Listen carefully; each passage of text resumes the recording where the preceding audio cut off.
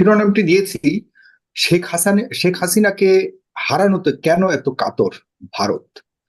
মিডিয়ায় যে গুজব ছড়ানো হচ্ছে ভারতীয় মিডিয়াতে, বিশেষ করে পশ্চিমবঙ্গ ঘিরে যেসব মিডিয়াগুলি রয়েছে আর কেন্দ্রীয় কিছু মিডিয়া তো রয়েছেই, এবং বিজেপির খাওয়া দাওয়া একরকম বন্ধ, আবার সাম্প্রতিককালে তারা বাংলাদেশিদের চিকিৎসা দেওয়া বন্ধ করে দিবে বলে কয়েকটি প্রতিষ্ঠান, হাসপাতাল এবং কয়েকজন।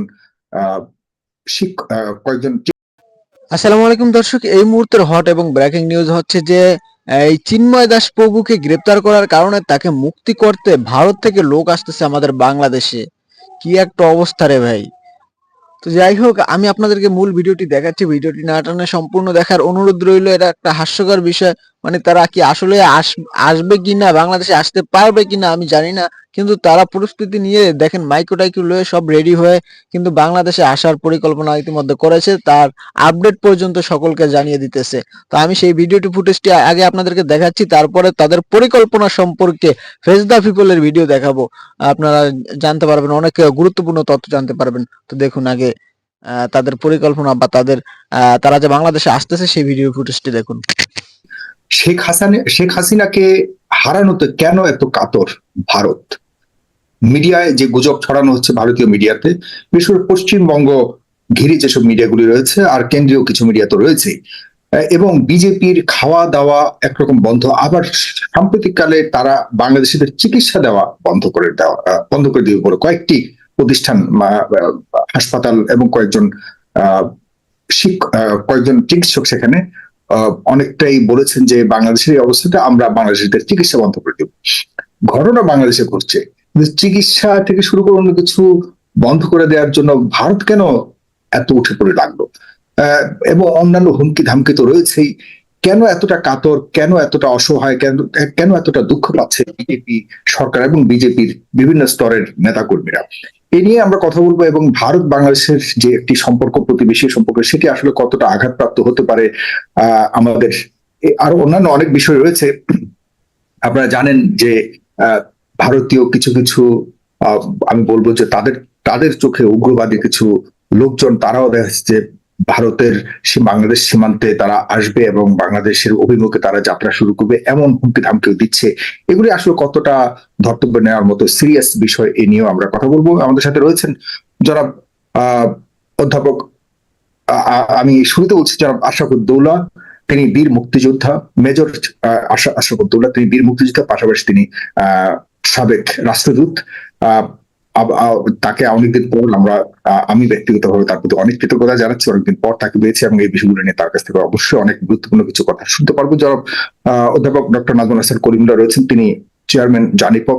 আছেন ডক্টর স্নিগ্ধা রিজওয়ানা, তিনি সহযোগী অধ্যাপক জাহাঙ্গীরনগর বিশ্ববিদ্যালয়, এবং রয়েছেন জনাব ওমর ফারুক গাজী, তিনি আইনজীবী, কলকাতা হাইকোর্ট। তিনি ভারত থেকে আমার সাথে যুক্ত হয়েছেন, তাকে অনেক অনেক কৃতজ্ঞতা জানাচ্ছি, তিনি আমাদেরকে এই গুরুত্বপূর্ণ সময় দেওয়ার জন্য আমাদেরকে।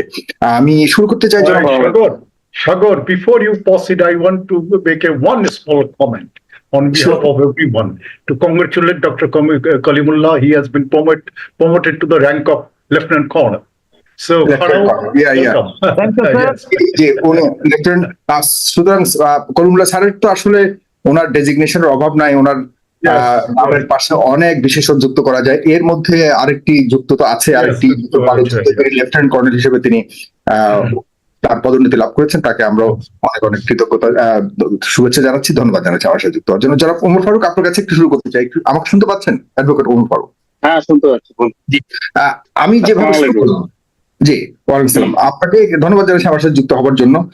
আমাদের দেশের মানুষ আসলে অনেকটাই এখন নতুন সরকারকে নিয়ে ব্যস্ত, কিভাবে দেশকে এগিয়ে নেওয়া যায়, কিভাবে অর্থনীতিকে আবার পুনর্গঠন করা যায়। আপনি জানেন যে শেখ হাসিনার সরকার, বিশেষ করে শেখ হাসিনা দেশ থেকে পালিয়ে যাওয়ার পর অনেকগুলি চ্যালেঞ্জ নিয়ে বাংলাদেশের সরকার খুবই ব্যস্ত, বাংলাদেশের মানুষও অনেকটা ব্যস্ত। কিন্তু আমরা দেখছি যে কেন শেখ হাসিনার সরকার পতন ঘটলো, পতিত হলো, সে কারণে ভারতীয় মিডিয়া এবং বিশেষ করে বিজেপি সরকারের কিছু কিছু স্তরের নেতারা, এবং বিশেষ করে যদি আরেকটু পার্টিকুলার যে পশ্চিমবঙ্গের কিছু কিছু বিজেপি নেতারা খুবই কাতর, খুবই অসহায় দেখা যাচ্ছে, তারা খুবই লম্পঝম্প করছে, হম্পিতম্বি দেখাচ্ছে, এবং অনেকটাই মনে হচ্ছে যেন তাদেরই একটা বড় ক্ষতি হয়ে গেল। কেন এমনটা আছে? বিশেষ করে যে আমরা দেখছি যে চিকিৎসা দেওয়া হবে না বলে কয়েকটা হসপিটাল ঘোষণা দিয়েছে। আসলে ওইসব হসপিটালের ঘোষণার পেছনে কারণ কি? আহ আপনার কাছে একটু শুনতে চাই, পশ্চিমবঙ্গ কেন এতটা উদ্বিগ্ন? দেখুন, আজকে যে বিষয়টা নিয়ে যেটা মেন, মানে হসপিটাল নিয়ে যে বিবৃতি আমাদের রাজ্য পশ্চিমবঙ্গের মানে 2011 সালে এখানে আপনার টিএমসি গভর্নমেন্ট আসে, মানে টিএমসি সরকার আসে। তার পরবর্তীতে সরকার যেভাবে রান করছে স্মুথলি, তারপর রাজ্যের বিভিন্ন রকম নেতারা বিভিন্ন রকম অসাংবিধানিক কার্যকলাপের সঙ্গে যুক্ত হয়ে পড়ে এবং একের পর এক সিবিআই ইডি এসে বিভিন্ন রকম মামলা মোকদ্দমা ইত্যাদি ইত্যাদি চলছে। হুম। এখন ইতিমধ্যে যে গণ অভ্যুত্থান বাংলাদেশে ঘটেছে সেটা নিয়ে আমার যে মানে এই বর্তমান পরিস্থিতিতে যে বক্তব্য, যে বাংলাদেশের এই গণ অভ্যুত্থানকে কেন্দ্র করে যেটা মেনলি আমাদের মানে রাজ্যে যে চাপানুত্তর এবং এক ধরনের মিডিয়া, পার্টিকুলার কিছু মিডিয়া হুম। যারা এই পুরো জিনিসটাকে মানে প্রচার করছে, যে প্রচারের মাধ্যমে আমরা খুবই এটা থেকে খুবই ভীত সন্ত্রস্ত। কারণ আমরা কাজী নজরুল ইসলামের কবিতা থেকে এবং পরবর্তীতে বিভিন্ন সাহিত্যিক বিভিন্ন যে সমস্ত এর থেকে আমরা যে একই বৃন্তে দুটি কুসুম, হিন্দু মুসলমান, এখন রাজনৈতিক উদ্দেশ্য প্রণোদিত ভাবে বিজেপি সরকার, স্পেশালি বিজেপি সরকার চাইছে যে মানুষের মধ্যে একটা বিভাজন তৈরি হোক এবং যার ভিত্তিতে বিভিন্ন জায়গায় বিভিন্ন বিক্ষিপ্ত ঘটনা ঘটছে, আমাদের রাজ্যেও ঘটছে এবং তার সেই নিয়ে হাইকোর্টে বিভিন্ন ধরনের মামলা হচ্ছে। আমি শুধু আমাদের রাজ্যটাকেই বলতে পারি, কারণ যে সমস্ত 2011 সালে ক্ষমতা আসা, তার আগে ছিল সিপিএম গভর্নমেন্ট, তারপর এসছে টিএমসি গভর্নমেন্ট, এবং এখন চাইছে যে কেন্দ্র এটা সম্পূর্ণরূপে যাতে কে মানে সম্পূর্ণরূপে যাতে বিজেপির অধীনে চলে যায়, যার জন্য বাঙালিরা খুব একার্থ ভাবে আমরা নিউ টাউন অঞ্চল এবং বিভিন্ন জেলাগুলিতে যেটাতে যে হিন্দু মুসলমানের একটা সুসামঞ্জস্যতা আছে, সব ধরনের কোন রকম নেই, এবার সেখানে একটা মানুষ গিয়ে কোনো একটা বিক্ষিপ্ত ঘটনা ঘটাচ্ছে এবং যার ভিত্তিতে এই সমস্ত বিজেপি নেতারা তারা টিক্কি তুলে বেরিয়ে যাচ্ছে ওখানে এবং বেরিয়ে গিয়ে সেখান থেকে একটা মানসিক অস্থিরতা তৈরি করার চেষ্টা করছে এবং যার ফলে বহু লোকের হানাহানি, প্রাণনাশ এসব ঘটছেই প্রতিনিয়ত। এই মর্মে যখন বাংলাদেশের বিষয় নিয়ে সেখানে হানাহানি, প্রতিনিয়ত মিছিল, পাল্টা মিছিল, এই ধরনের ঘটনা ঘটছে পশ্চিমবঙ্গে। না, বাংলাদেশের ঘটনাটা নয়, হিন্দু মুসলমান এখন যেটা বাংলাদেশে করতে চাইছে সেটা হলো যে কেন্দ্র সরকার কোন রকম ভাবে এই পুরো জিনিসটা মেনে নিতে পারছেন না। এবং শুধু তাই নয়, আমাদের অখণ্ড বাংলায় 1971 পর থেকে যারা বাংলাদেশ থেকে এখানে এসছে এবং এখান থেকে যারা বাংলাদেশে গেছে, ওখানে বাংলাদেশে কি পরিস্থিতি সেটা সম্পর্কে আমি সবকিছু অকিবল নই, কিন্তু ওখান থেকে যারা এসছে এপারে 1955 সিটিজেনশিপ অ্যামেন্ডমেন্ট অ্যাক্ট আসে এবং সেটা টোটাল 7 বার অ্যামেন্ডমেন্ট হয়। এতদিন সেই অ্যামেন্ডমেন্টটা নিয়ে সেই সংশোধনীয় বিলটাকে নিয়ে আমরা কোনোদিন সরব হইনি। 2019 সালে যে অ্যামেন্ডমেন্ট বিলে বলছে যে সেখানে 5 ধরনের লোককে নাগরিকত্ব দেওয়া হবে।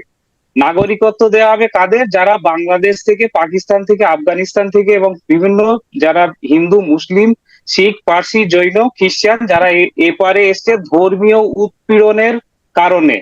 বিজেপির মেন এজেন্ডা হলো যে ধর্মীয় জায়গাটাকে আঘাত করা, মানুষের কেন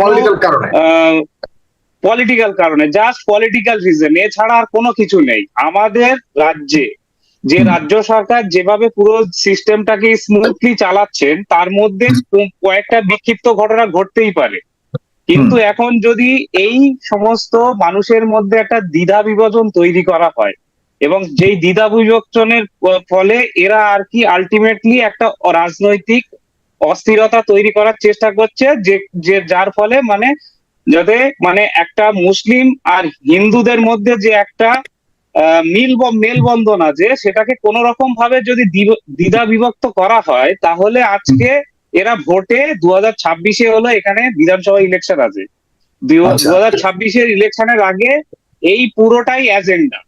এবং আশ্চর্য রকম ভাবে যে বিজেপি গভর্নমেন্ট যে প্রসেসে পুরো বিলং করে, সেটা হলো আপনারা যদি মানে যদি নেট ঘেটে পড়তে পারেন, তাহলে উই দি নেশন, যেটা গোল ওয়ালেকারের লেখা, হুম আহ, গোল ওয়ালেকারের লেখার বইটার নাম ভুলে যাচ্ছি, ওই বইয়ে আপনি দেখবেন যে একটা পার্টিকুলার কমিউনিটিকে সেকেন্ড ক্লাস ক্যাটাগরি নাগরিক হিসাবে ট্রিট করা, যার জন্য সমস্ত ধরনের রাজনৈতিক দূর অভিসন্ধি থেকে ধরে সমস্ত ধরনের পার্লামেন্টারিও যে সমস্ত বিলগুলো আনছে, সেগুলো পার্টিকুলার একটা কমিউনিটিকে হিট করে এই পুরো জিনিসটা চেষ্টা করছে। এবং এদেরকে সাপোর্ট করছে পার্টিকুলার কিছু মিডিয়া, যে মিডিয়া গুলো এখানে বলছে যে বাংলাদেশে এই হচ্ছে, বাংলাদেশে সেই হচ্ছে, বাংলাদেশে আদৌ কিছু নয়। যদি বাংলাদেশে কোনো বিক্ষিপ্ত ঘটনা ঘটে থাকে, তার জন্য পুলিশ প্রশাসন আছে, সেটা অস্থায়ী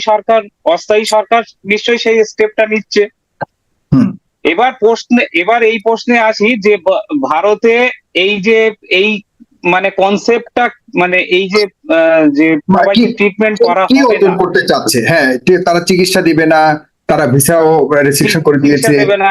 হ্যাঁ, হ্যাঁ আমাদের রাজ্যে পশ্চিমবঙ্গেও এই একই ধরনের চিন্তা ভাবনার কিছু মানুষ, ধরুন বাংলাদেশে যে পরিস্থিতিটা তৈরি হয়েছে তার জন্য নির্দিষ্ট কয়েকটা মানুষ যারা এই পুরো পরিস্থিতিটা ক্রিয়েট করছে।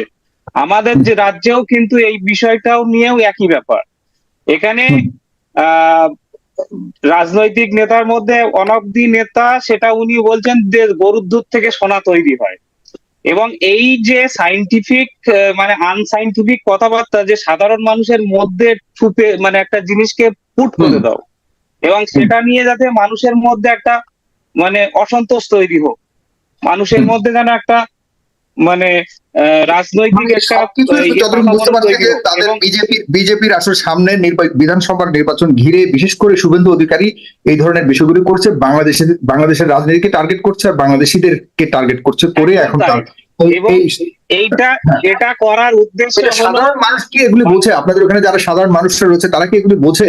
অফকোর্স বলে সাধারণ মানুষ আজকে এই কয়েকটা পরিস্থিতি নিয়ে, আমাদের এখানে কয়েকটা পরিস্থিতি নিয়ে যে পরিমাণ এই বিজেপি নেতাগুলো চাইছিল যে এই পুরো ব্যবস্থাটাকে মানে পুরো একটা পরিস্থিতি তৈরি করা, যেমন সন্দেশখালী ওখানে একটা পার্টিকুলার টিএমসি নেতা আছেন, ওনার ওখানে কিছু মহিলাকে দিয়ে বলা হয়েছে যে এই সমস্ত নেতাগুলো তাদেরকে প্রতিনিয়ত অত্যাচার করে, তাদেরকে পিঠে বানানোর জন্য পার্টি অফিসে ডাকা হয়। কিন্তু তার পরবর্তীতে আমরা দেখেছি বিভিন্ন ভিডিও এবং বিভিন্ন ডকুমেন্টারি এবং পুলিশ ইনভেস্টিগেশন, সেগুলো সব বিচারাধীন। পুরো জিনিসটা নিয়ে আমি বলতে চাই না, কিন্তু যে পরিস্থিতি নিয়ে ওখানে এই মানে পুরো হিন্দু মুসলমানের মধ্যে একটা দ্বন্দ্ব তৈরি করার চেষ্টা করেছে, এবং সেই দ্বন্দ্বের প্রভাবে কিছুই করতে পারেনি তারা। এবং শেষ নির্বাচনে তেমন কোনো ভালো ফলাফল তো তারা নিতে পারেনি, এরপরও মনে হয় তাদের কোনো শিক্ষা হয়নি যতটুকু বুঝতে পারছি। যে সাধারণ মানুষ এই বিষয়গুলোকে সমর্থন করছে না। মেন যে মানুষ তো বিষয়গুলোকে সমর্থন করছেই না কোনো মতেই প্রশ্ন নেই, কারণ যে সমস্ত এজেন্ডা নিয়ে এরা মানুষের কাছে আসছে রাজনীতি করার জন্য, এবং আমাদের অনেক বন্ধু আছেন যারা বিজেপির নেতা, তারাও পর্যন্ত এটা হাইকোর্টে বলা শুরু করছেন যে মুসলিম আন্ডার থ্রেট অফ দি মানে হিন্দু কমিউনিটি। তো আমরা সেখানে বাধ্য হয়ে বলছি যে ভাই, তোদের বাড়িতে তো আমরা আগুন দিইনি, তাহলে এই প্রশ্নটা কেন আসছে? তার মানে এরা একটা পার্টিকুলার একটা মানে চিন্তা ভাবনা নিয়ে এটা চলছে। এবার তার থেকে বড় জিনিস হলো 2019-এর অ্যামেন্ডমেন্টের ফলে বহু লোক যারা বাংলাদেশ থেকে এপারে এসছে 1971 সালের পরে, যেমন আসামে আপনি যদি পরিস্থিতিটা দেখেন, 1971 সালের পরে যারা এসছে তাদেরকে নাগরিকত্ব দেওয়া হয়েছে, কিন্তু ওয়েস্ট বেঙ্গলের ক্ষেত্রে যদি সিটিজেনশিপ অ্যাক্টের সেকশন 6 আপনারাও যদি পড়েন তাহলে দেখবেন যে 1948 এর আগে আমাদেরকে দেখাতে হবে যে ডোমিসাইল অফ দি ইন্ডিয়া। ফলে সেই সমস্ত ডকুমেন্টস দেখাতে গেলে অনেক লোক আজকে বিপদে পড়বেন, এবং তাদের মধ্যে ম্যাক্সিমামটাই হিন্দু, মানে হিন্দু কমিউনিটি বিলং করে। আমার কাছেও বহু লোক আসছে যাদের হিন্দু কমিউনিটি, কিন্তু 1971 এর আগে কোনো ডকুমেন্টস তারা দেখাতে পারছেন না। ফলে passport act and foreigners act, ভারতীয় পাসপোর্ট অ্যাক্ট অ্যান্ড ফরেনার্স জি। অ্যাক্টে তারা এই পুরো জিনিসটাকে আটকাচ্ছে। এবং এই সমস্ত লোকগুলো নাই করে ওয়েস্ট বেঙ্গলে প্রায় 6.5 কোটি লোক মতো আছে আমাদের কয়েকটা আমাদের রিসার্চ ওয়ার্কের হিসাবে। এবং এই 6.5 কোটি লোককে একটা বড় বন্দুক দেখানো হচ্ছে যে তোমরা নাগরিকত্ব অ্যাপ্লিকেশন করো। নাগরিকত্ব যখনই অ্যাপ্লিকেশন করবে তখন স্টেটের একটা জুরিসডিকশনের মধ্যে পড়ছে, এবং এগুলোকে তারা পোলারাইজেশন করবে এবং জি, বুঝতে এইগুলোকেই তারা কাজে লাগাবে পরবর্তী ইলেকশন পারপাসে। এটা একটা মেজর ইস্যু। আর আর যারা এখানে ভোটার মানে রেজিস্ট্রেশন নাগরিকত্বর জন্য অ্যাপ্লিকেশন করছে এখানে, তাদেরকে যাতে আর বাংলাদেশের পরিস্থিতি দেখানো হচ্ছে যে আপনারা যদি এখন বাংলাদেশে ফিরে যান দেখুন ওখানে কি পরিস্থিতি। ফলে তাদেরকে একটা দাস বানানোর প্রচেষ্টা হচ্ছে। যারা আজকে 31শে ডিসেম্বর 2014 পরে এখানে মানে আগে এখানে এসছেন, তাদেরকে বিজেপি গভর্নমেন্ট ভুল বোঝাচ্ছেন যে আপনারা নাগরিকত্বের অ্যাপ্লিকেশন করুন, আপনারা নাগরিকত্ব পাবেন। কিন্তু আমাদের দেশের কনস্টিটিউশনের আর্টিকেল 5 এবং নাগরিকত্ব আইনের 5 এবং 6 নম্বর অনুচ্ছেদ অনুযায়ী এখানে নাগরিকত্ব পেতে গেলে কয়েকটা ক্রাইটেরিয়া তাকে মেনটেন করতে হবে। মূল বিষয়টা ওখানে নয়, যারা বৈধ পথে ভারতে ঢুকেছেন, ধরুন ধর্মীয় নির্যাতনের কারণে যারা ঢুকেছেন তারা তো আর ডকুমেন্টস নেওয়ার সময় পায়নি, তারা এখানে ঢুকে গেছেন, দীর্ঘদিন ধরে এখানে আছেন। সেই অখণ্ড মানুষগুলোকে বিজেপি কোন রকম ভাবে দ্বিধাবিভক্ত করার চেষ্টা করছে, এবং এই দ্বিধাবিভক্তটাকে ফায়দা মানে রাজনৈতিক ফায়দা নেওয়ার জন্যই এই পুরো পরিকল্পনা। এবার আসি কলকাতায় কোন একটা পার্টিকুলার হসপিটাল। একটু ছোট করে শেষ করবেন। জি জি, পার্টিকুলার কোন একটা হসপিটাল নাকি আসলে পুরো কলকাতার সব চিকিৎসালয় এই ধরনের? মানে এখানে রাজ্য সরকার খুব সক্রিয় বিষয়টা নিয়ে কোন একটা মানে কোন একটা হসপিটাল, পার্টিকুলার হসপিটাল যেই বিবৃতিটা দিয়েছেন, এবং এটা একমাত্র রাজনৈতিক মানে অভিসন্ধি যে মানুষের মধ্যে একটা ভয়ের বাতাবরণ তৈরি করা, এবং সেটা নিয়েই হচ্ছে আজকে যে মানে এই বিষয়টা প্রতিবাদ করবে তাদের এনপিআর এর নাম তোলানো হচ্ছে এবং তাদের আধার কার্ড ডিএক্টিভেট করে দেওয়া হচ্ছে। পুরোটা একটা রাজনৈতিক ব্যাপারটা এরকম একটা ভাব আমার কাছে যে ইন্ডিয়া এতদিন বাংলাদেশিদেরকে বিনা মূল্যে চিকিৎসা দিয়েছে, এখন হঠাৎ করে চিকিৎসা বন্ধ করে দিবে এমন ঘোষণা, এখন বাংলাদেশিরা খুব টেনশনে রয়েছে। বাংলাদেশিরা যদি যায় তাহলে তো ভারতীয়রাও তো কিছু টাকা পয়সা অর্জন করে তাদের সংসার চালায়, এটা কি তাদের মাথায় আছে? এটা তো মাথায় থাকা দরকার। আমরা বাংলাদেশিদের সেখানে যাই খরচ করবার জন্য, আর চিকিৎসা চালানোর প্রশ্নটা নয়, না সেটা একটা প্রশ্ন। আর্থিক একটা বড় ধরনের একটা সংস্থান তো বাংলাদেশ থেকে হয়, বাংলাদেশের মানুষের সেখানে যায় শপিং করতে, চিকিৎসা করতে, আমরা তো মাগনা সেখানে যায় না। ভারতীয় এই মানুষগুলি যারা এই ধরনের ঘোষণা দেয় তারা কি বোঝে যে বাংলাদেশে যদি না যায় তাহলে তাদেরও ব্যবসায়িক ক্ষতি হবে? আমরা যদি কাল থেকে ঘোষণা দেই আমরাও আর ভারতে যাবো না চিকিৎসা নিতে এবং ঘুরতে শপিং করতে, আমাদের তো শপিং করার এবং চিকিৎসা করার তো বহু অল্টারনেট জায়গা আছে। এটা এরকম আছে না? বা যেমন মালদ্বীপে ভারতীয়রা যখন যাবে না ঘোষণা দিয়েছে মালদ্বীপে ঘুরতে, তখন মালদ্বীপের একটা প্রভাব এসছে না? এরকম ঘটনা তো সবার ক্ষেত্রে আসতে পারে।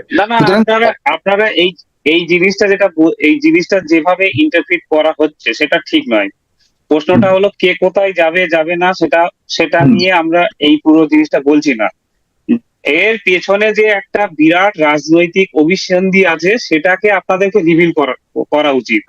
আপনার কথা শুনে শুধুমাত্র রাজনৈতিক কারণে আমি জনাব অ্যাডভোকেট ফারুক গাজী আপনাকে অনেক ধন্যবাদ। এই পর্যায়ে আমি আপনার কাছে আসছি, আরো কিছু বিষয় আছে আপনার কাছ থেকে আমি জানবো, আর অন্য আলোচকদের একটু কথা শুনে আসি। আপনার কাছ থেকে অনেক বিষয় জানলাম। জনাব ডক্টর স্নিগ্ধা রিজওয়ানা, একটা মুখোমুখি অবস্থান, আমি জানি যতটুকু আমরা এখান থেকে ভারতীয় মিডিয়ার মাধ্যমে জানতে পারছি, থ্রু মিডিয়া, অথচ আমাদের এখানে প্রতিনিয়ত গত কদিন ধরে আমাদের এখানে সরাসরি ভারত থেকে কলকাতা থেকে আলোচকরা যুক্ত হচ্ছেন, তারা কিন্তু এই বিষয়টাকে অতটা সিরিয়াসলি দেখছে না। কিন্তু মিডিয়া দেখলাম খুব লম্পঝম্প দিচ্ছে, বিশেষ করে আর বাংলা মানে রিপাবলিক বাংলা থেকে শুরু করে আনন্দবাজার পত্রিকা, কিছু কিছু মিডিয়া এরকম। যেমন আজকে একটা দুর্ঘটনা হয়েছে, বাস দুর্ঘটনা, সেখানে আনন্দবাজার পত্রিকা এবং আরেকটা গুরুত্বপূর্ণ মিডিয়াতে বলা হয়েছে যে বাসে বোমা ফেলা হয়েছে। এই ধরনের মিস ইন্টারপ্রিটেশন এবং মিস ইনফরমেশন দেওয়া হচ্ছে। আপনার কাছে একটু শুনতে চাই, স্নেহা রিজওয়ান। জি, অনেক ধন্যবাদ আপনাকে সাইফুর সাগর। আমার সাথে আজকে দুজন বিজ্ঞ আলোচক এবং একজন অতিথি আছেন নিকটবর্তী আমাদের প্রতিবেশী রাষ্ট্রের, তাদেরকেও শুভেচ্ছা। আমি ব্যক্তিগতভাবে এই পুরো বিষয়টার ক্ষেত্রে আমার বক্তব্য একটু হয়তো বা খটোমটো শোনাবে, কিন্তু আমি যে কথাটা খুব স্পষ্ট করে বলতে চাই যে আপনি যে মিডিয়া নিয়ে আমাকে প্রশ্ন করলেন, আমরা কিন্তু মোটামুটি যেহেতু আমাদের পার্শ্ববর্তী দেশের ওমর ফারুক গাজী উনি আছেন, সেখানে কিন্তু একটা খুব প্রতিষ্ঠিত আলাপ আছে যে এই মিডিয়াগুলোকে একটা শব্দ টার্মে ব্যবহার করা হয়, সেটাকে বলা হয় কোড অ্যান্ড কোড।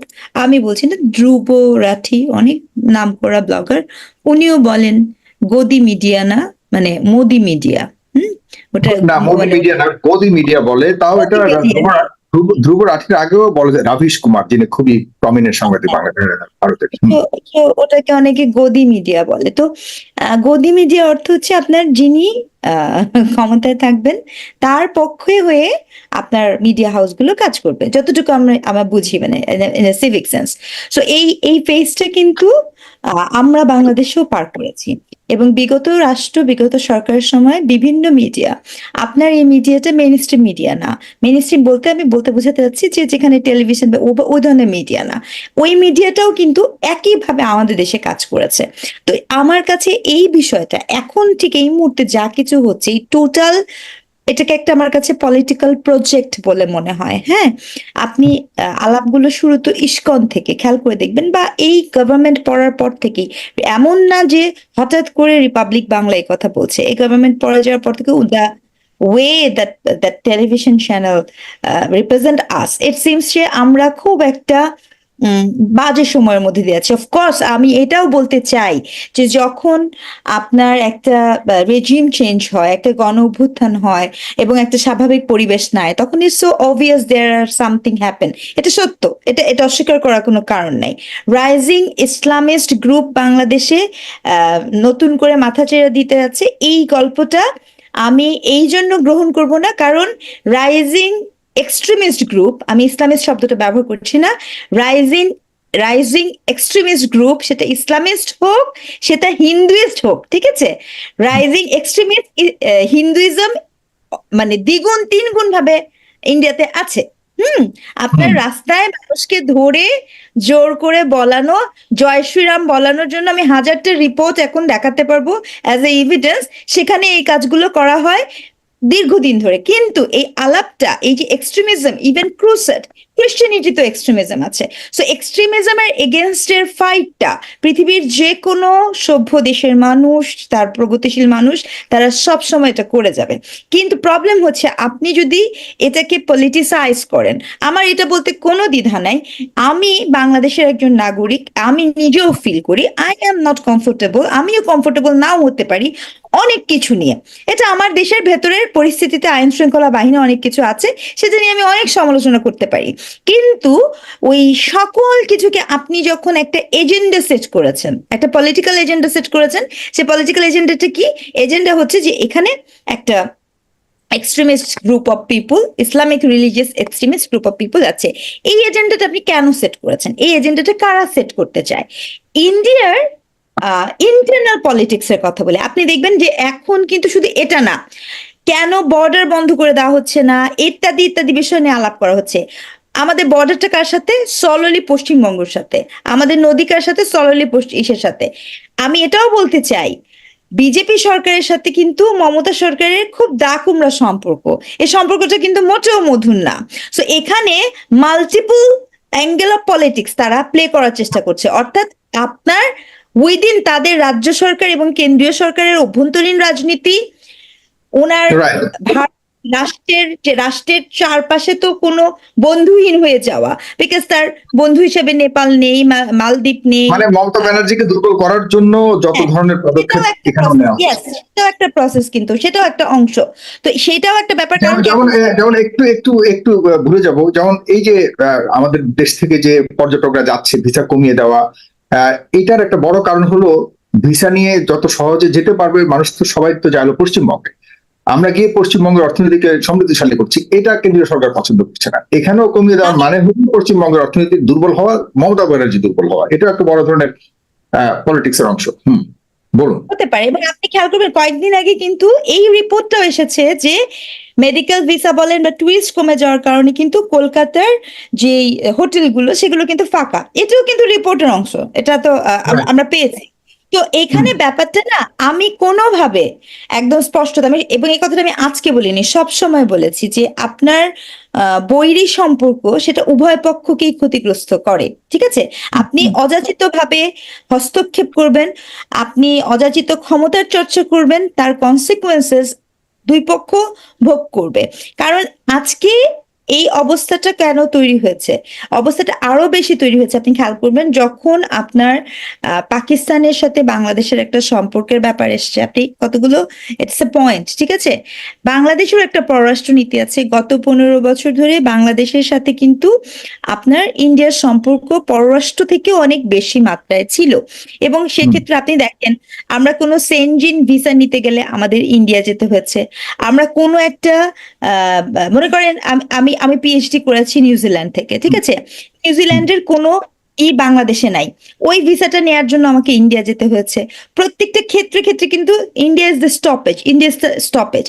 আমার 15 বছরে ওই কোড অ্যান্ড কোড উন্নয়ন ডিসকোর্সে কখন এটা হয় নাই যে আমি ডিরেক্টলি অ্যাপ্রোচ করতে পারি বা ডিরেক্টলি যেতে পারি। ঠিক আছে, এই যে প্রত্যেকটা ক্ষেত্রে একটা স্টপেজ করে রাখা, এরকম অগণিত অজস্র ব্যাপার আছে।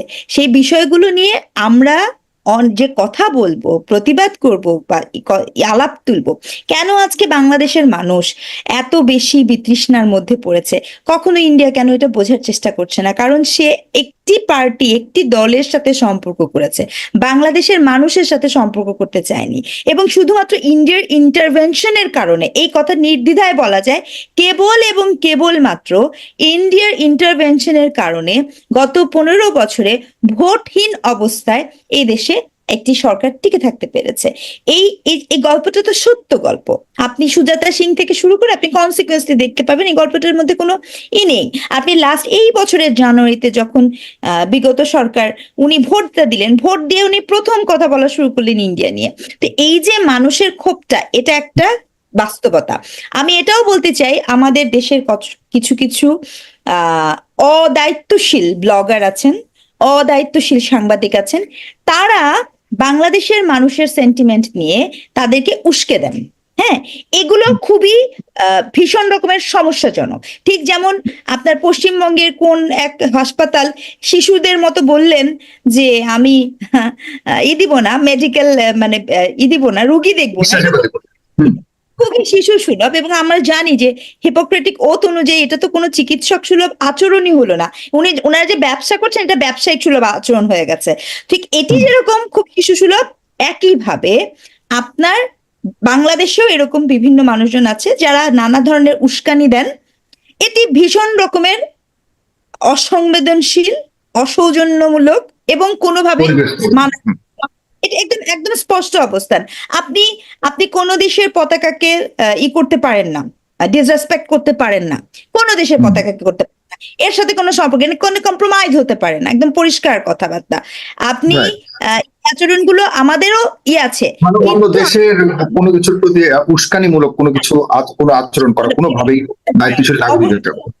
হ্যাঁ, এটা সামগ্রিক। এখন যেমন ধরেন, আমি এই যে একটু আগে এনডিটিভি দেখছিলাম, এনডিটিভিতে আপনার মুন্নি সাহার একটা পোস্ট দিয়ে বলা হচ্ছে trying to make Bangladesh part of India, women journalist mobbed in Dhaka. ঠিক আছে, এইটা তাদের 7 ঘন্টার আগের একটা হেডলাইন। ঠিক আছে, এটা তারা হেডলাইন করেছে। এখন গল্পটা কি, আমার কথা হচ্ছে এনডিটিভি তো একটা বড় ব্যাপার, বড় একটা সংবাদ সংস্থা।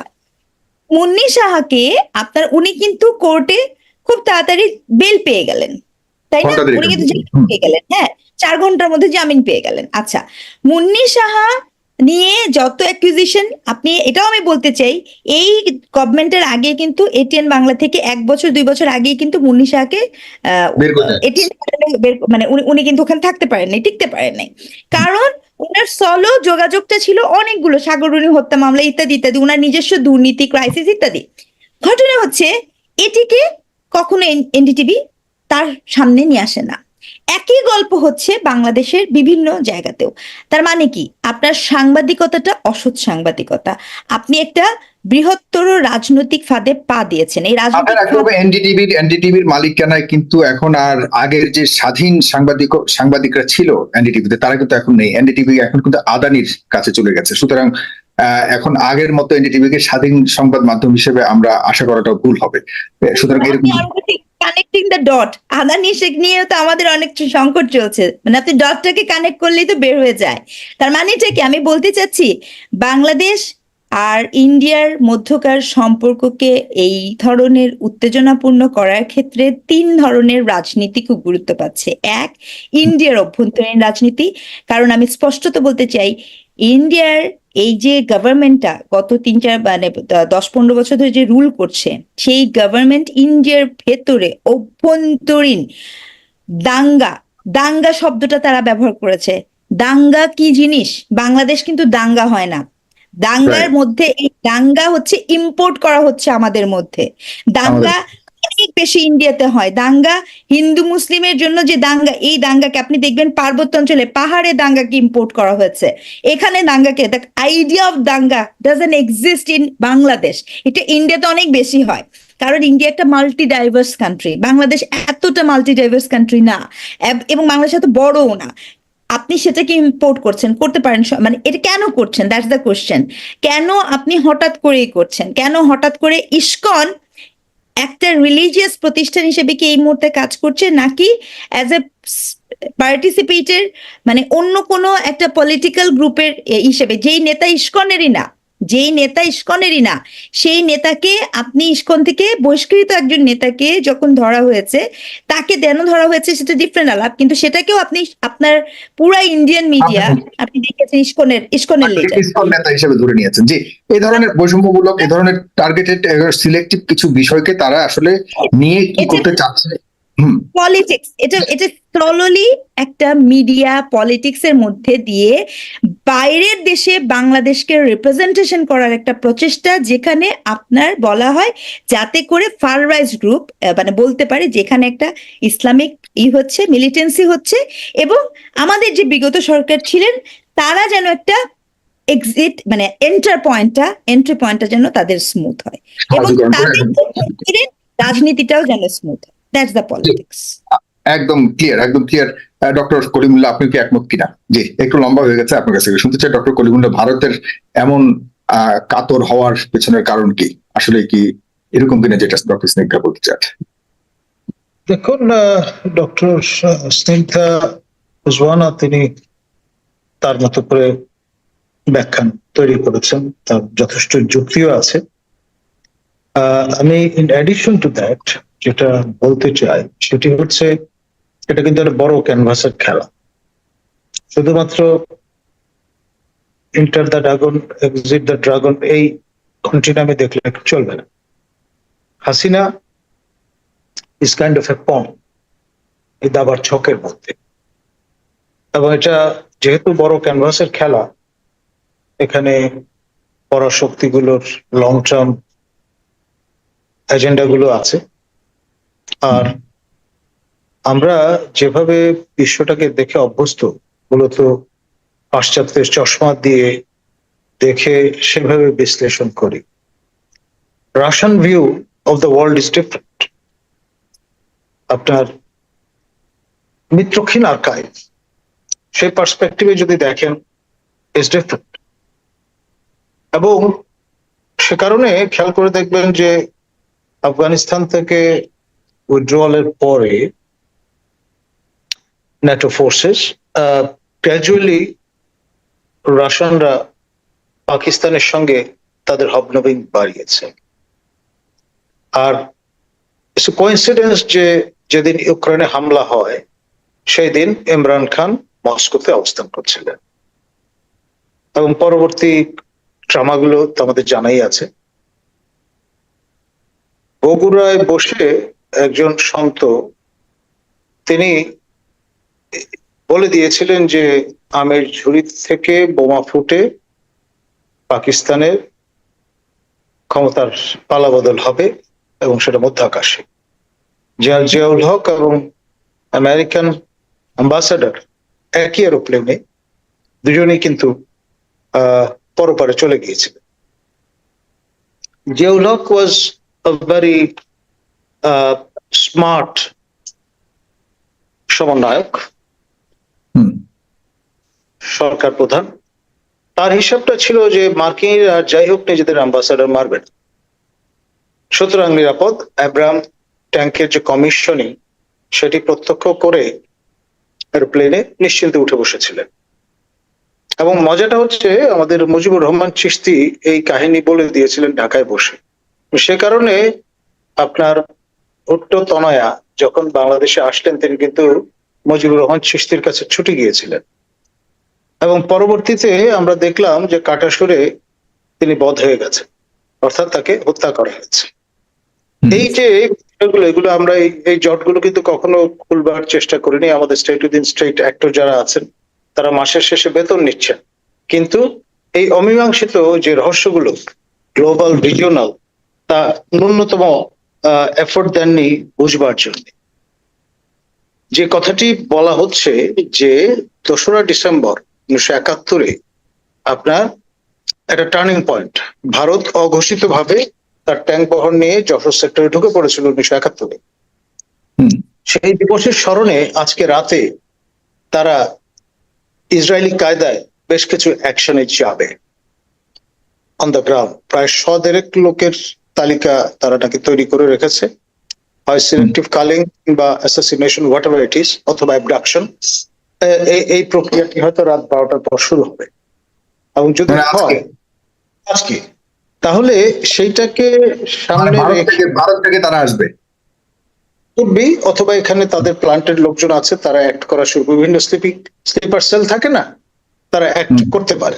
গতকাল পরশু শুনলাম যে বাংলাদেশ অলরেডি ভারত নিয়ে নিবে এমন একটা কথা শুনলাম, সেটার তো কোনো ফায়দা দেখলাম না। আপনি সেটা বলছেন, এটা বাস্তবতা কি, এটা সূত্র কি? যারা এই প্রচারণাগুলো করছেন তারা কার হয়ে করছেন? ধরুন আপনার আমাদের সেই ঐতিহাসিক ডেপুটি হাই কমিশন কলকাতায়, আপনি যেটা বলেছেন আজকে রাত 12টার পর যে অ্যাকশন শুরু হবে, সেই অ্যাকশনের সূত্রটা কি? সূত্র নানাবিধ, এবং তারই আপনার যে পটভূমিটা সেটা তৈরি করার জন্য এই হাইপটা তৈরি করা হচ্ছে। আপনার 35,000 সৈন্য সমাবেশের গল্প, তারপর আপনার আমাদের এই সরাইলে শ্যামলী পরিবহন, যেটি কলকাতা থেকে আগরতলায় যাত্রী পারাপার করে, তাদের থামিয়ে 40 মিনিটের আপনার যে ম্যাল হ্যান্ডলিং, সেই কাণ্ডগুলো, এই সবই কিন্তু তার অংশ। আমাদের হাই কমিশনে ডেপুটি হাই কমিশন হামলা করে আমাদের জাতীয় পতাকা পুড়িয়ে দেয়া কলকাতায়, এবং তার প্রতিক্রিয়ায় আমাদের এখানে বুয়েট বলুন, ঢাকা বিশ্ববিদ্যালয় বলুন, বগুড়া পলিটেকনিক বলুন, সর্বত্র ট্রাই কালারের ডিসেক্রেশন। আমি একটু আপনি স্যার যে কথাটা বললেন খুবই ইম্পর্টেন্ট, খুবই স্পর্শকাতর। এইটা কখন নাগাদ আমরা এটার অ্যাকশনটার মানে এটার প্র্যাকটিক্যাল ইফেক্টিভিটি দেখতে পাবো? দেখুন, এই যে আমি 2 তারিখের কথা বললাম, এইটা একটা গুরুত্বপূর্ণ বিষয়। আরেকটি বিষয় হচ্ছে 6 তারিখ ডিসেম্বর, এটা আরেকটা টার্নিং পয়েন্ট। পাকিস্তান কমপ্লিট হয়ে আবার 6 তারিখে যাবে কেন? বিষয়টা হচ্ছে দুটো ফেজ। হয়তো প্রক্রিয়াটা শুরু হবে আজকে, পরের ফেজটা হয়তো আমরা দেখতে পাবো 6 তারিখে, এবং ওই ইতিহাস নির্ভর আছে। ভারতের ইতিহাস চর্চার একটা প্রবণতা আছে, আপনি খেয়াল করে 6 তারিখের পর 7 তারিখ যদি সব স্বাভাবিক থাকে, তখন স্যার আর কোনো সম্ভাবনা থাকবে কিনা? এই প্রক্রিয়াটি চলবে 16ই ডিসেম্বর পর্যন্ত। এই মাসটা খুব ইম্পর্টেন্ট, আমাদের ইমোশনের সঙ্গে যুক্ত, বিজয়ের মাস, খেয়াল করেন। এবং বিজয় র্যালি আমরা করে অভ্যস্ত, এবং বিভিন্ন দিবস আমরা যে স্মরণ করি, কমেমোরেট করি, তার অংশ হিসেবে defence service command and staff কলেজে আমাদের মাননীয় সেনা প্রধান তিনি কিন্তু সম্মানিত করবার চেষ্টা করেছেন, তার ভাষায় উপঢৌকন প্রদান করেছেন আমাদের বীর মুক্তিযোদ্ধাদের অনেককেই যারা সার্ভিসে ছিলেন বা আছেন, ইত্যাদি। তো এই যে সেরিমোনিয়াল যে ব্যাপারগুলো, তার সঙ্গে ইমোশন জড়িত, তার সঙ্গে ইতিহাস জড়িত, তার সঙ্গে surrogate mother coat unquote Bharat জড়িত, এবং 17,000 ভারতীয় সেনা তাদের রক্ত প্রদান করেছে বাংলাদেশ নামক রাষ্ট্রটি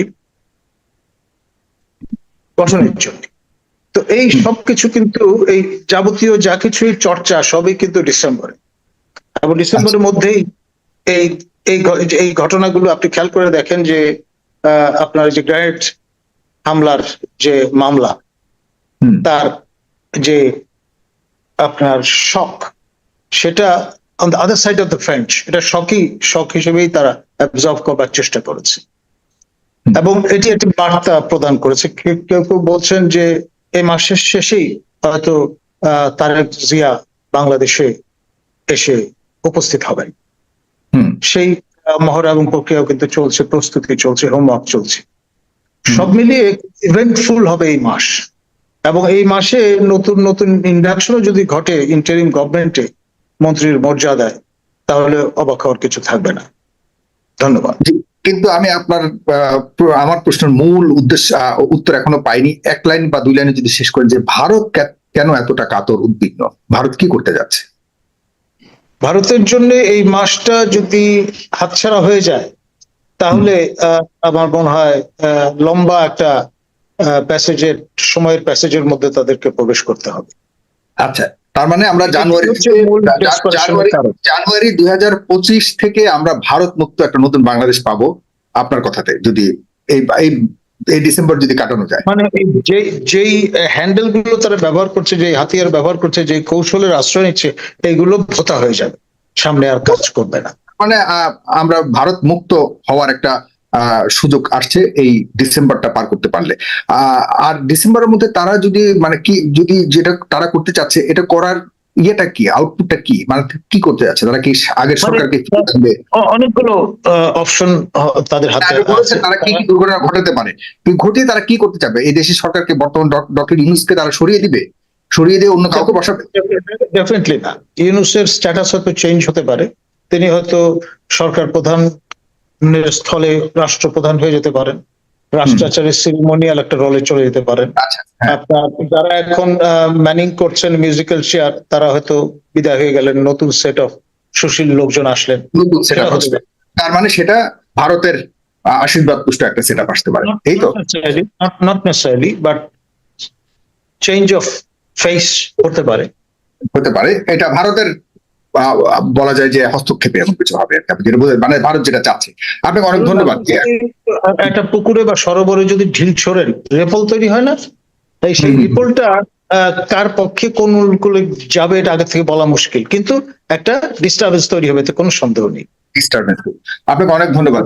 সবার কথা শুনেছেন জনাব মেজর আশরাফুদ্দৌলা। আপনি পররাষ্ট্রনীতিতে দীর্ঘদিন আপনি বিশ্লেষণ করছেন, পড়াশোনা করছেন, এবং সবসময় আপনি গবেষণা করেন। এখন এই দ্বিপাক্ষিক টান উত্তেজনা প্রতিনিয়ত ঘটছে আমাদের প্রতিবেশী একটা দেশ, যাদের সাথে আমাদের কখনোই এই বর্ডার পরিবর্তন করার কোনো সুযোগ নেই। এই হাসিনা সরকার পতিত হওয়ার পর আসলে তারা যে আচরণ করছে, এটির তো বহুবিধ কারণ আমরা বিগত আমল শুনেছি। এখন নতুন করে তারা নতুন উদ্যমে, নতুন ধারায় তাদের এই উদ্বেগের জায়গাগুলো তারা প্রকাশ করছে, এখন ধর্মটাকে সামনে নিয়ে এনেছে। এর ভবিষ্যৎটা কি, আসলে তারা কি চাচ্ছে? যে আলোচকরা যা বলেছে, এই জায়গা থেকে আপনি একটু দয়া করে আপনার কূটনৈতিক দৃষ্টিভঙ্গি থেকে একটু দয়া করে বলুন জনাব আশরাফুদ্দৌলা। ধন্যবাদ সাগর আপনাকে। আপনার এই ওয়েবিনারে অনেকদিন পর আসলাম, আমাকে সুযোগ দেওয়ার জন্য আপনাকে ধন্যবাদ। এবং আমাদের যেখানে বিজ্ঞ আলোচকগণ, doctor Kalimullah, doctor Snigdha Rizwana and doctor Farooq Gazi, advocate Farooq Gazi আছে, তাদের খুব বিজ্ঞ আলোচনা এবং তাদের অ্যানালিসিস গুলো আমি শুনলাম, এবং সেটা আমি বোঝার চেষ্টা করছিলাম এতক্ষণ। এবং একজন ডক্টর ফারুক গাজী, ওমর ফারুক গাজী, উনি পশ্চিম বাংলা তথা ভারতের আভ্যন্তরীণ রাজনৈতিক বিষয়গুলো উনি নিয়ে এসেছেন, এবং তার ইম্প্যাক্টটা পশ্চিম বাংলায় কি হচ্ছে, কেন হচ্ছে এবং কিভাবে হচ্ছে, সেই জিনিসগুলো উনি একটা ধারণা উনি দিয়েছেন।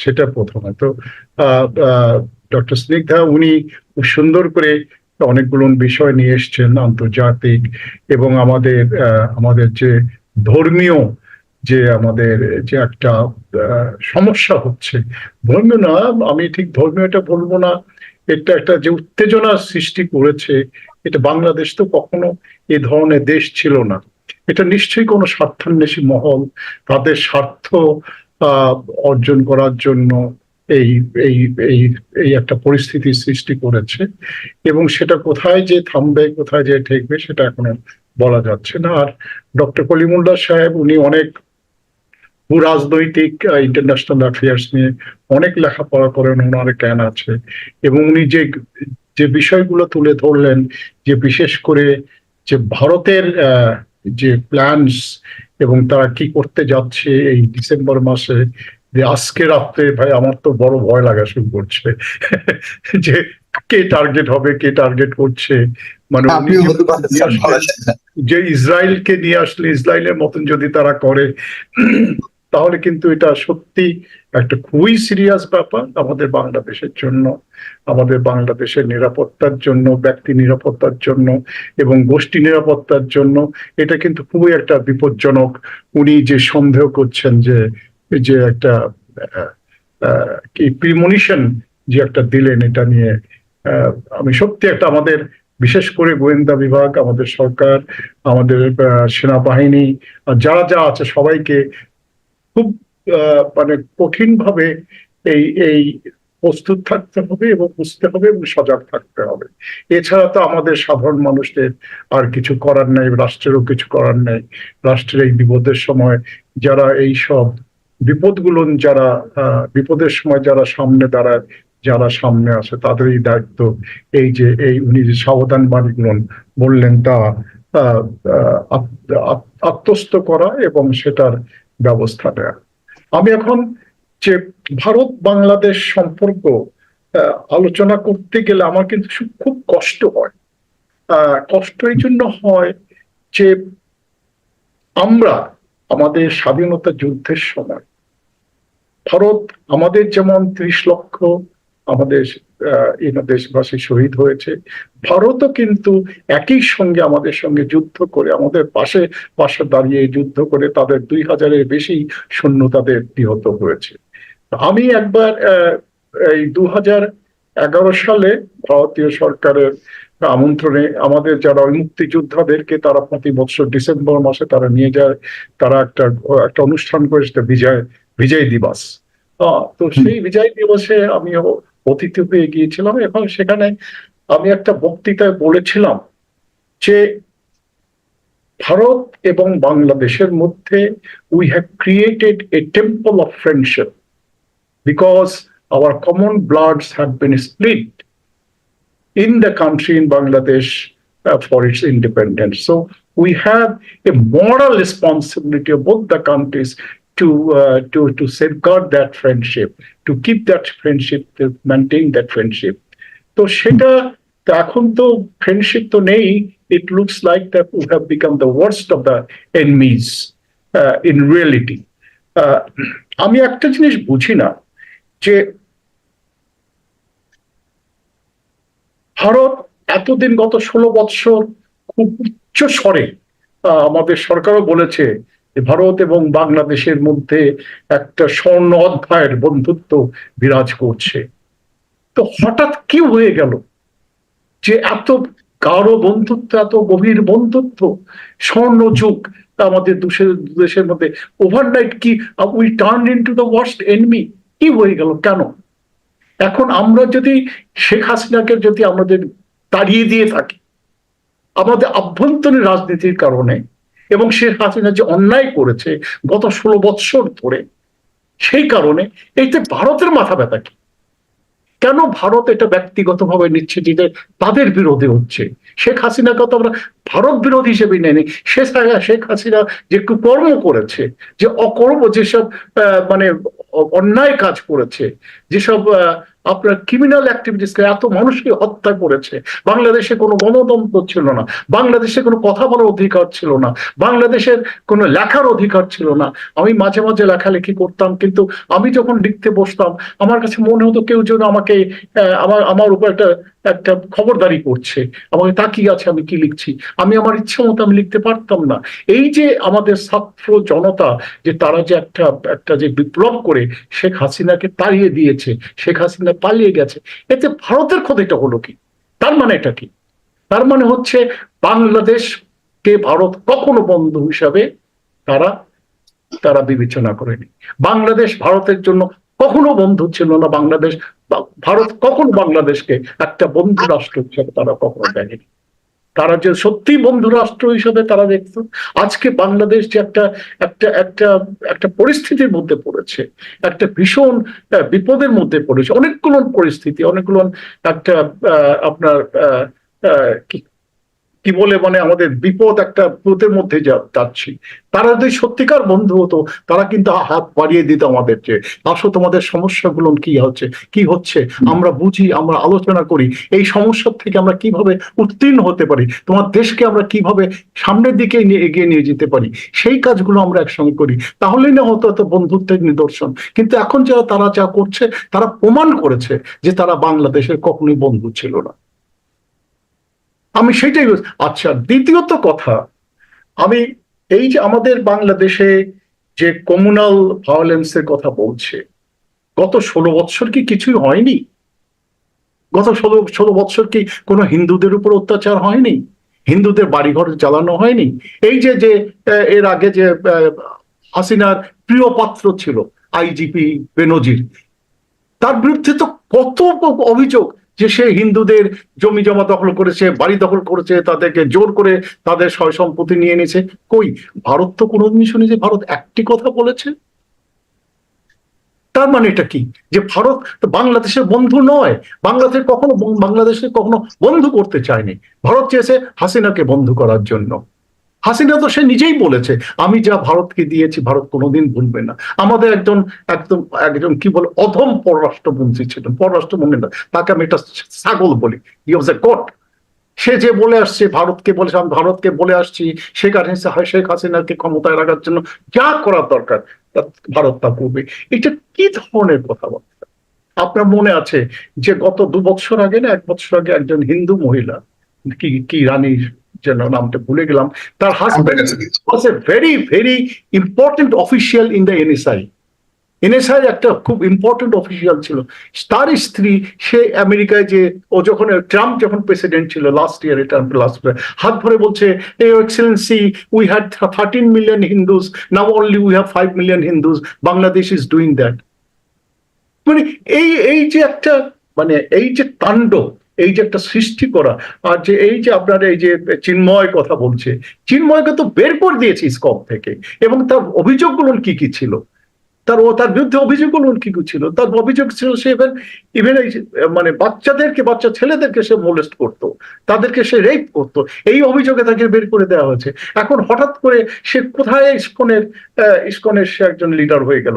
আর আমি তো এটা একটা মনে হচ্ছে যে এটা একটা ইচ্ছাকৃত উস্কানিমূলক একটা সিচুয়েশন তৈরি করা, যেটাকে ব্যবহার করে আমার কাছে যেটা মনে হচ্ছে, ভারত হচ্ছে একটা রাশিয়ার মতন একটা মাইন্ডসেট নিয়ে আছে, যে একটা সিচুয়েশন ক্রিয়েট করে তাহলে বাংলাদেশকে তারা ইনভেট করে বাংলাদেশে কিছু অংশ, এবং কথাই হচ্ছে বঙ্গভূমি, হিন্দু ভূমি, হিন্দু দেশ, এইসব বিভিন্ন ধরনের আলোচনা আসছে এইসব ব্যাপার। তো এটা নিয়ে আমার কাছে যেটা মনে হচ্ছে, এইসব কাজ করে কিন্তু ভারত তার নিজের ইমেজকে হারিয়ে ফেলছে বিশ্বের সামনে।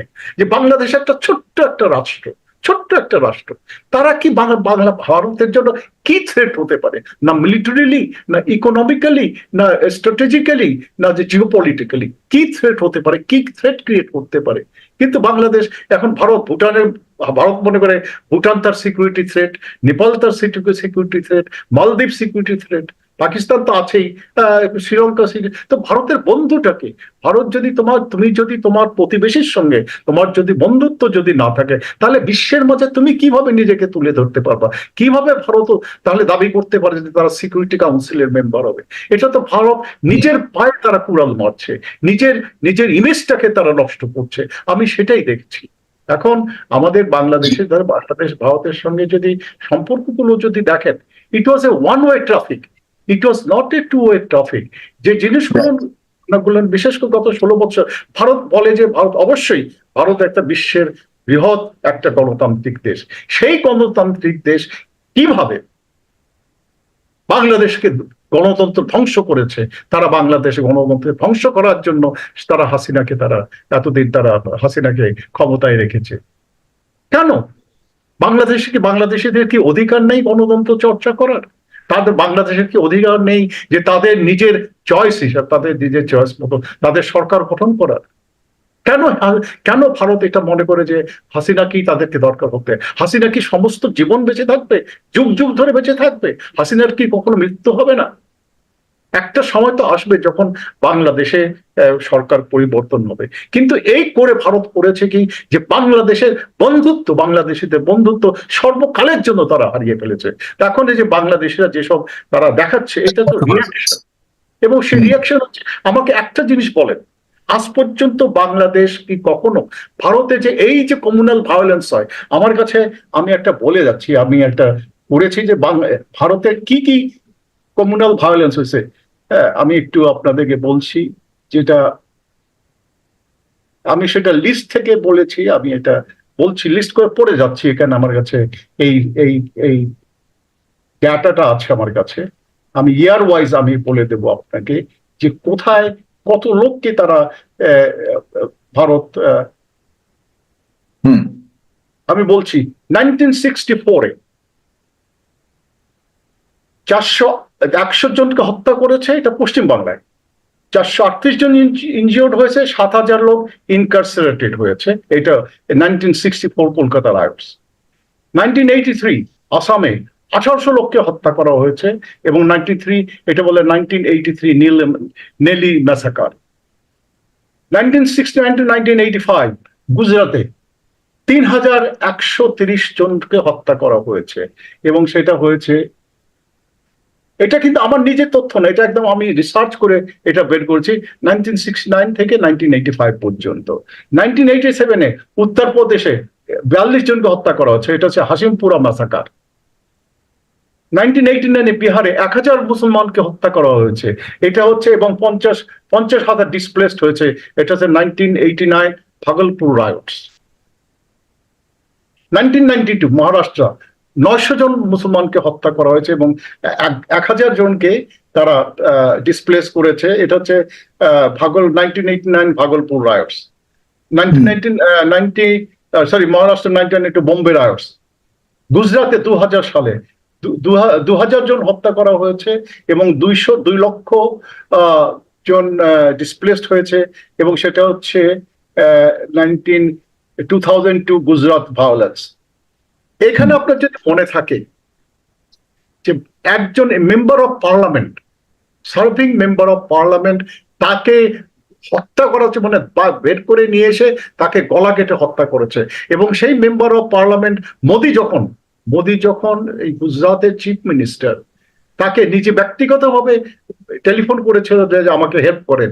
মোদি বলেছে, তাকে বকাবকি বলছে, কোনো হেল্প নাই, তোমাদের মৃত্যুই তোমাদের প্রাপ্য। এবং এই যে মোদি ছিল এইটার নায়ক, মোদি ছিল the leader of this massacre, of this pogrom. এই কারণে সে প্রধানমন্ত্রী হলো, এখনো আছে। এবং তাকে আমেরিকা কিন্তু তার ভিসা ক্যান্সেল করে দিয়েছিল। He was banned in America, visiting to America.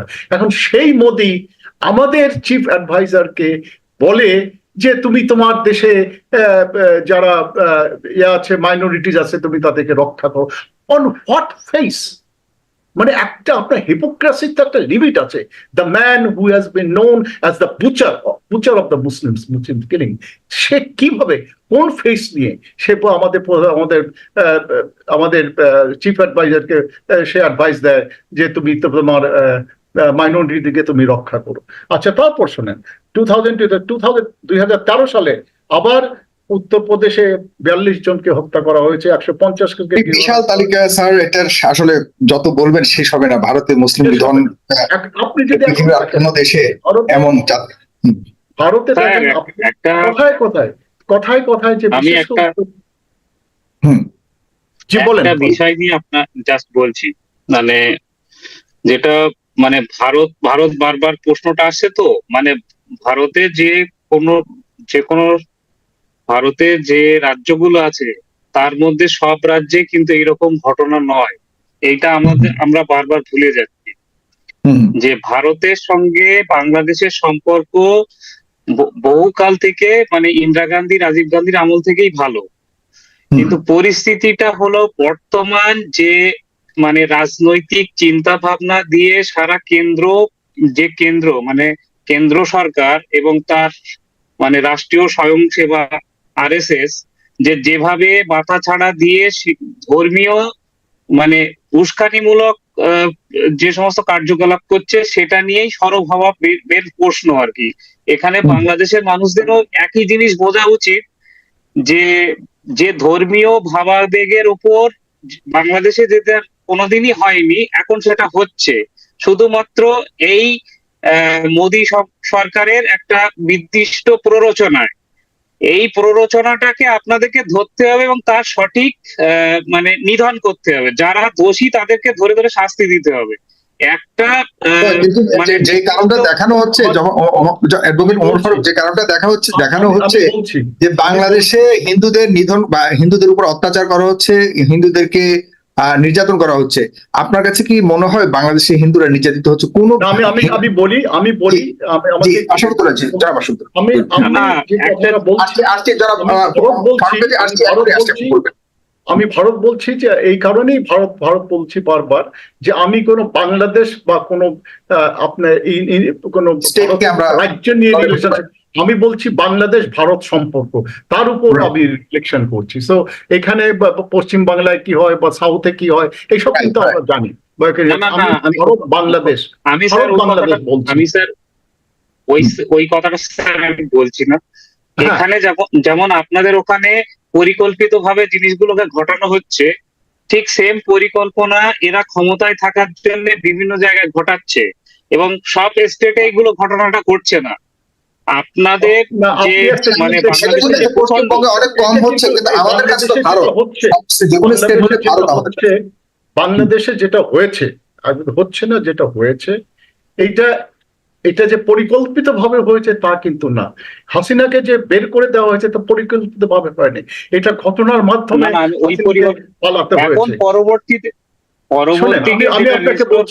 আমি আপনাকে বলছি যে আমাদের চিফ অ্যাডভাইজার সাহেবের সঙ্গে যখন মোদি সাহেবের মিস্টার মোদির কথা হয় টেলিফোনে, উনি তখন আমাদের চিফ অ্যাডভাইজার সাহেব মোদিকে বলেছেন যে এটা একটি ঘটনা ঘটেছে, অস্বীকার করেনি যে কিছু কিছু ঘটনা অপরিকল্পিতভাবে বিক্ষিপ্তভাবে হয়েছে, কিন্তু এরকম মেজর কোনো ইচ্ছাকৃতভাবে সরকারিভাবে কোনো প্রোগ্রাম এটা হয়নি।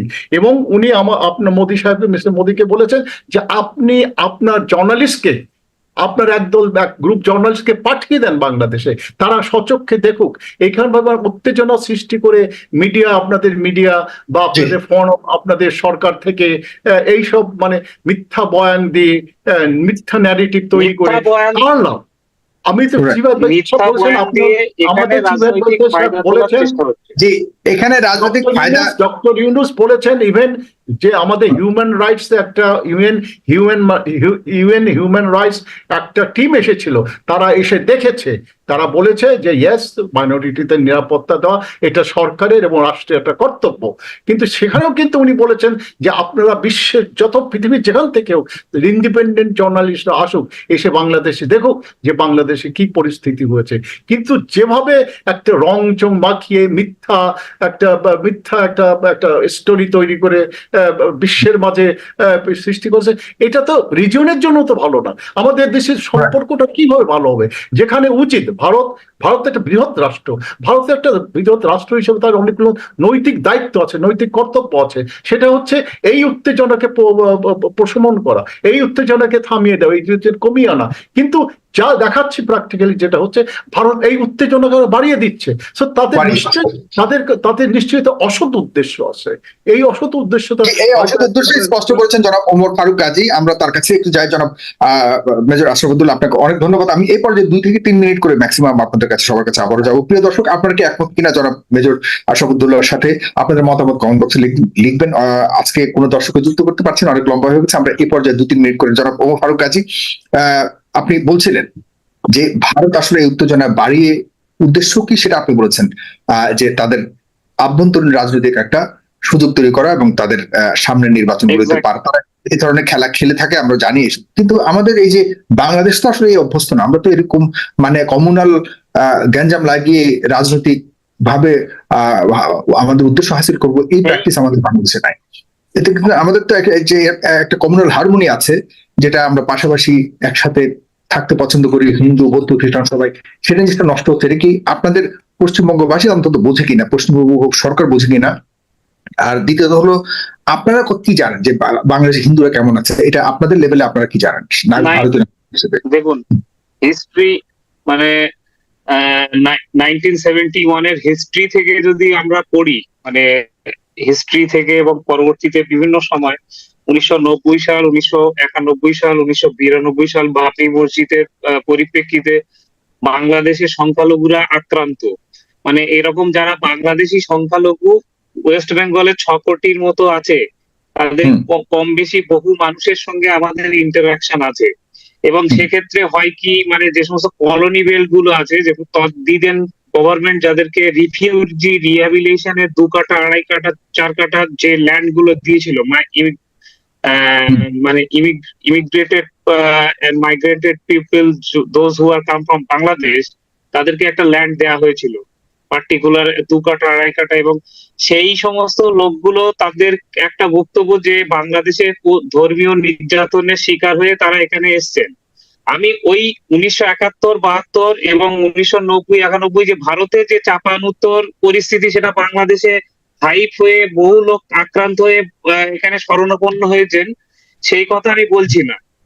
আমি বলছি যে মানে একটা পার্টিকুলার মানে কমিউনাল কালচার, যেটা আমরা এই লাস্ট বিগত 10-15 বছর ধরে দেখে আসছি, এবং যার ফলে একের পর এক মানে জনবিরোধী বিল এবং পার্টিকুলার কমিউনিটিকে হিট করে যে বিলগুলো আনা হচ্ছে, সেই বিলের রেসপেক্টে বাংলাদেশের যে পরিস্থিতিটা তৈরি হয়েছে, এবং বাংলাদেশের পরিস্থিতি পরবর্তী যখন মানে এই বর্তমান যাদের এই এজেন্ডার মধ্যে এগুলো পড়ছে, সেই এজেন্ডা থেকে যখন জিনিসগুলো বেরিয়ে যাচ্ছে, তখন তারা এই পুরো বিষয়টা নিয়ে এই পুরো জিনিসটার মধ্যে ঢুকছেন। ভারতেও এরকম পরিস্থিতি আছে। আমি ওই পুরো যাচ্ছি না, মানে ফিলিংস এইসবের মধ্যে যাচ্ছি না।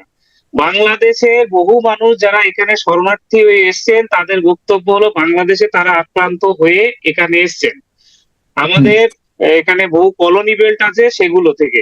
এবার এই যে পুরো পরিস্থিতিটা মোদি গভর্নমেন্ট এবং কিছু পার্টিকুলার কমিউনিটি, যেমন আপনাদেরকে ট্রিটমেন্ট দেওয়া হচ্ছে না বলে এখানে বলা হয়েছে, কিন্তু আমাদের যে এখানে পুর নগরোন্নয়ন মন্ত্রী ফিরহাদ হাকিম, উনি বলেছেন যে সবাইকে ট্রিটমেন্ট করা হবে।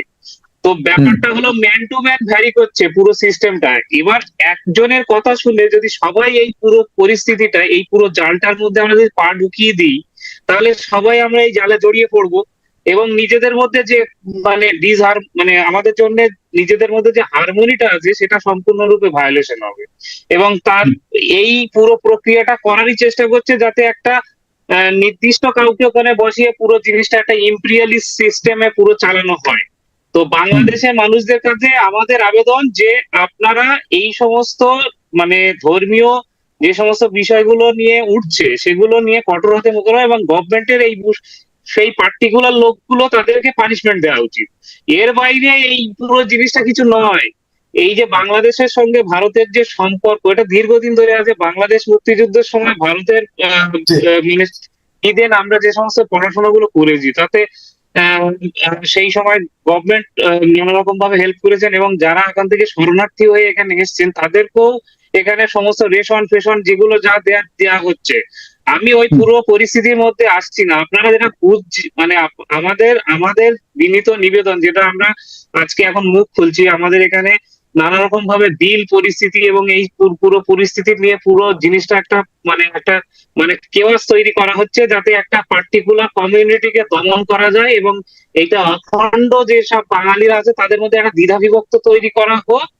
কারণ বাংলাদেশের সঙ্গে ওয়েস্ট বেঙ্গলের কালচারটা অনেকটাই জড়িয়ে আছে। আপনি যেমন আপনি যদি পাঞ্জাবে যান, একটা বাঙালির সঙ্গে একটা পাঞ্জাবিকে দাঁড় করালে আপনি বুঝতে পারবেন কে পাঞ্জাবি কে বাঙালি। কিন্তু ওয়েস্ট বেঙ্গলের লোকের সঙ্গে বাংলাদেশের কোনো লোককে যদি পাশাপাশি দাঁড় করানো হয়, তখন কিন্তু সে কেউ বোঝার ক্ষমতা নেই যে কে বাংলাদেশি কে ওয়েস্ট বেঙ্গল। তো এই একটা মানে major people comes from Bangladesh 1971, যারা এখানে শরণার্থী হয়ে এসেছেন এবং সেই সময় গভর্নমেন্ট এদেরকে তোষণ করেছেন। এখন বর্তমান গভর্নমেন্টের পার্টিকুলার পলিসি যে আজকে ওয়েস্ট বেঙ্গলকে এটা দেখানো হচ্ছে, দেখো বাংলাদেশের পরিস্থিতিটা কেমন হচ্ছে, বাংলাদেশে এরা আক্রান্ত হচ্ছে, ওরা আক্রান্ত হচ্ছে, তোমরাও আক্রান্ত হতে পারো, তোমরা আমাদের ছাতার তলায় এসো। এই এছাড়া হলো কিছু তাদের নয়, একমাত্র উদ্দেশ্য। এছাড়া আর এছাড়া কিছু না। কিছু নয়, কিন্তু এছাড়া কোনো কিন্তু ইন্টারেস্টিং হলো, মজার হলো যে আপনারা বিষয়গুলি বোঝেন, এগুলি আর সেই 1971 সাল নয়, এখন 2024 এই বিষয়গুলি আর সেল করা যাচ্ছে না, এটি বোঝে মানুষ এবং আমরাও বোঝাচ্ছি, আপনারাও বোঝাবেন। এটা আমাদের দায়িত্ব, প্রিয় দর্শক। সেই বোঝানোর জায়গা থেকে আপনাদেরকে অবশ্যই অনুষ্ঠানগুলি শেয়ার করতে হবে। খুব গুরুত্বপূর্ণ তথ্য দিয়েছেন অ্যাডভোকেট ফারুক গাজী, তিনি কলকাতা থেকে আমার সাথে যুক্ত আছেন। তিনি কলকাতা হাইকোর্টের একজন আইনজীবী। জনাব স্নিগ্ধা রেজওয়ানা। আসলে আমি শুনছিলাম, অনেক গুরুত্বপূর্ণ আলাপ করছিলেন কলিমুল্লাহ স্যার এবং আশরাফুদ্দৌলা স্যার। এবং আমি আসলে অ্যাডভোকেট ফারুক কাজী, উনি আমার কথাটা অনেক, যুক্তিটাকে অনেক সহজ করে দিয়েছেন বলার ক্ষেত্রে, যে আসলে আমি কি বলতে চাচ্ছি। আমি আসলে দেখুন, এটা তো একটা ইতিহাসের একটা খুব গুরুত্বপূর্ণ পার্ট, যে বাংলাদেশের মুক্তিযুদ্ধের সাথে এমবেডেড ইন্ডিয়ান যে সহযোগিতা, এটার সাথে কোনো ধরনের কোনো দ্বিমত করার তো কোনো সুযোগই নেই। This is indispensable. তো সেটা একটা সত্য কথা, কিন্তু আমি আপনাকে এটাও বলতে চাই, আপনি খেয়াল করে দেখবেন, এটাও একটা খুব গুরুত্বপূর্ণ, বাংলাদেশের যারা হিন্দু জনগোষ্ঠী আছে, সনাতন ধর্মাবলম্বী, তাদেরকে আমি একটা কথা বলতে চাই একজন সমাজবিজ্ঞানী হিসেবে, এবং কলিমুল্লাহ স্যার বুঝবেন আমি যে কথাটা বলতে চাচ্ছি। সেটা হচ্ছে যে ইন্ডিয়া কিন্তু ভীষণ রকমের কাস্ট বেস একটা সোসাইটি, এবং বাংলাদেশ থেকে যেই হিন্দুরা ওখানে যান কোট অ্যান্ড কোট, তারা কিন্তু বাই ডিফল্ট এক কাস্টে পড়ে না, ডাবল টাইপ অফ কাস্টে যে পড়ে। একে তো হচ্ছে শিডিউল কাস্টের দিকে পড়ে, আরেক দিকে হচ্ছে বাংলাদেশ থেকে আসে দেখেছি আরেক ধরনের আনটাচেবল কাস্টের মধ্যে দিয়ে পড়ে। এই যে গল্পগুলো, এগুলো কিন্তু আমাদের দেশের মানুষজন কিন্তু জানে না। জি হিপনোটাইজ করা, স্টিগমাটাইজ করা, এক্স্যাক্টলি। তো এই বিষয়গুলো, এই জন্য আমি বললাম যে এই বিষয়গুলো কিন্তু তারা জানে না।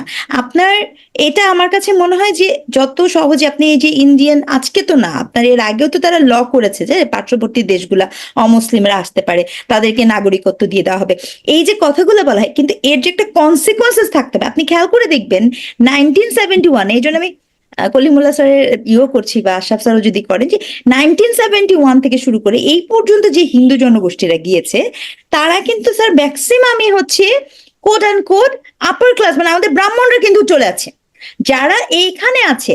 কারণ ওখানে জাতপাত প্রথা এরকম, সাইফুর সাগর, যে ওখানে মানুষ পানি খাবে না, অনার কিলিং হবে, আপনি মানে দে কিল দেয়ার পিপল, মানে এই ধরনের হিস্ট্রি আপনাকে মানে কেস বাই কেস দেওয়া সম্ভব। হ্যাঁ, তো এই যে বিষয়গুলো, এগুলো আমার মনে হয় যে আমাদের, আমি এই কথাটা গত সত্য বলেছি, আবারও বলছি, যে আমাদেরও অনেক এনলাইটেন হওয়ার ব্যাপার আছে, সমাজবিজ্ঞানী হিসেবে বলেন, রাষ্ট্রগতভাবে মানুষের জানার ব্যাপার আছে। এই দেশের হিন্দুরা যদি ভেবে থাকেন যে ভারতে মানে খুব দারুণ একটা হিন্দুত্ববাদী ব্যাপারটা আছে, আমি কিন্তু সেটা মনে করি না। বরঞ্চ ওখানে কিন্তু যারা শিডিউল কাস্ট আছে, এবং উইদিন দ্য ব্রাহ্মণ কাস্টের ইসের মধ্যে কাস্ট আছে, কাস্ট উইদিন দ্য কাস্ট, মানে এই যে কত ধরনের ফেস আছে, এই জিনিসগুলা আসলে বাংলাদেশে বরঞ্চ এই জাতের কথা তো আসলে অনেক লোক তো জানেনও না, এবং এটা খুব একটা মানেনও না। হ্যাঁ, এখানে যেটা হচ্ছে, এখানে মেজরিটি এবং মাইনরিটির একটা দ্বন্দ্ব তৈরি হচ্ছে, এটা আমার বলতে কোনো দ্বিধা নাই, কিন্তু আপনি ওই কাস্ট বেজের হিসেবে সেখানে কিন্তু এখানে পড়বেন না। তো এইখানে এই বিষয়গুলো কাজ করছে। এক, দুই হচ্ছে স্যার বললেন বটে যে আসলে এরকম কিছু হবে, আমার মনে হয় কি এই ভীতিটাও একদিকে পজিটিভও, কারণ যত এরকম ভয় হবে আমরা তত ইউনাইটি হতে পারবো। অর্থাৎ যখনই আপনি রায়েট করাই করবেন, তখনই কিন্তু আমরা এক হব। তো এই এক হওয়ার ব্যাপারটাও কিন্তু আছে, যে আমাদের যদি ন্যাশনাল থ্রেটের কিছু হয়ে থাকে, আমি এটা বুঝি না, বারবারই বুঝি না, কলিমুল্লাহ স্যার বলছেন এবং অনেক জায়গা থেকে আমরা শুনছি, কিন্তু এটা সত্য মিথ্যাটা আসলে আমার যাচাই করার কোনো সুযোগ নেই। কে করবে? অবশ্যই আইন শৃঙ্খলা বাহিনী করবে, সিআইডি করবে, এসএসবি করবে, যারা আমাদের এত ডিজেফাই করবে, এরা করবে। তাহলে এদের কাছের ইনফরমেশন তো আমার থেকে বেশ, মানে তারা তো কোনোভাবে স্টেপ নেবে, কিন্তু আমরা কিন্তু কোনো একটা নির্ভরযোগ্য জায়গা থেকে শুনতে পাচ্ছি না। তো নির্ভরযোগ্য জায়গা থেকে যখন শুনতে পারি না, তখন হয় কি আমরাও একটা দোটানের মধ্যে পড়ে যাই, মানে কি করব, মানে নৌকার কোন দিকে যাব, এটা কিন্তু, এবং আমার মনে হয় এই দোটানার একটা সুবিধা কিছু পলিটিক্যাল গ্রুপ নিয়ে নেয়, এবং সেটারও একটা রাজনীতি চলে, সেটারও একটা পলিটিক্স চলে, মানে সারাক্ষণ এটা একটা পলিটিক্যাল, আমার কাছে যেটা মনে হয় এটা একটা পলিটিক্যাল এজেন্ডার অংশ, এই দোটানার মধ্যে আপনাকে রাখা এবং বিদ্বেষ ছড়িয়ে রাখা। তো সেই জায়গাটা থেকে আমি স্পেশালি মনে করি যে ভারত এবং বাংলাদেশের সম্পর্ক অবশ্যই জিওপলিটিক্যাল। আমি স্পষ্ট করে বলেছিলামও, আপনার মনে আছে সাইফুর সাগর, যে যখনই আমেরিকার ইলেকশন, আমেরিকার জন্য বাংলাদেশ কিচ্ছু না, অফকোর্স কিচ্ছু না, কিন্তু আমেরিকার জন্য ইন্ডিয়া অনেক গুরুত্বপূর্ণ জায়গা, এবং আমেরিকার জন্য এই পলিটিক্সটা, ইন্ডিয়ান পলিটিক্স হচ্ছে আমরা এমন একটা জিওপলিটিক্যাল লোকেশনে অবস্থান করছি, সেখানে আপনার চীনের আগ্রহ আছে, ইন্টারেস্ট আছে, ইন্ডিয়ার ইন্টারেস্ট আছে, এমনকি আপনার মায়ানমারেরও ইন্টারেস্ট ওই দিক থেকে তৈরি হয়, নানা ধরনের ইন্টারেস্টের মধ্যে আমরা আমাদের এটাতে পড়েছি। তো সেই জন্য যে কোনো রাষ্ট্রের জন্য এখন বাংলাদেশ একটা গুরুত্বপূর্ণ জায়গা। এখন বাংলাদেশের উচিত হচ্ছে সেটাকে কি ক্যাপিটালাইজ করবে নাকি সেটার ভিকটিম হবে, আলাপটা এই জায়গাতে, যে আমরা কি এটাকে ব্যবহার করতে পারবো না করতে পারবো না।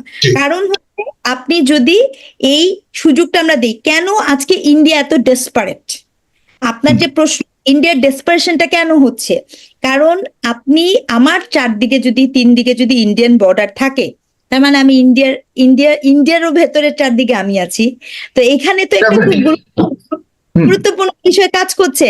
এবং আপনি বলছেন বটে এইটা করবেন না ওইটা করবেন না, কিন্তু আপনার ইন্ডিয়ান যে টপ ইকোনমির 5th গ্রেডটা তো ছিল মেডিকেল ট্যুরিজম, গ্রাহকটা ছিল বাংলাদেশ, তাই না?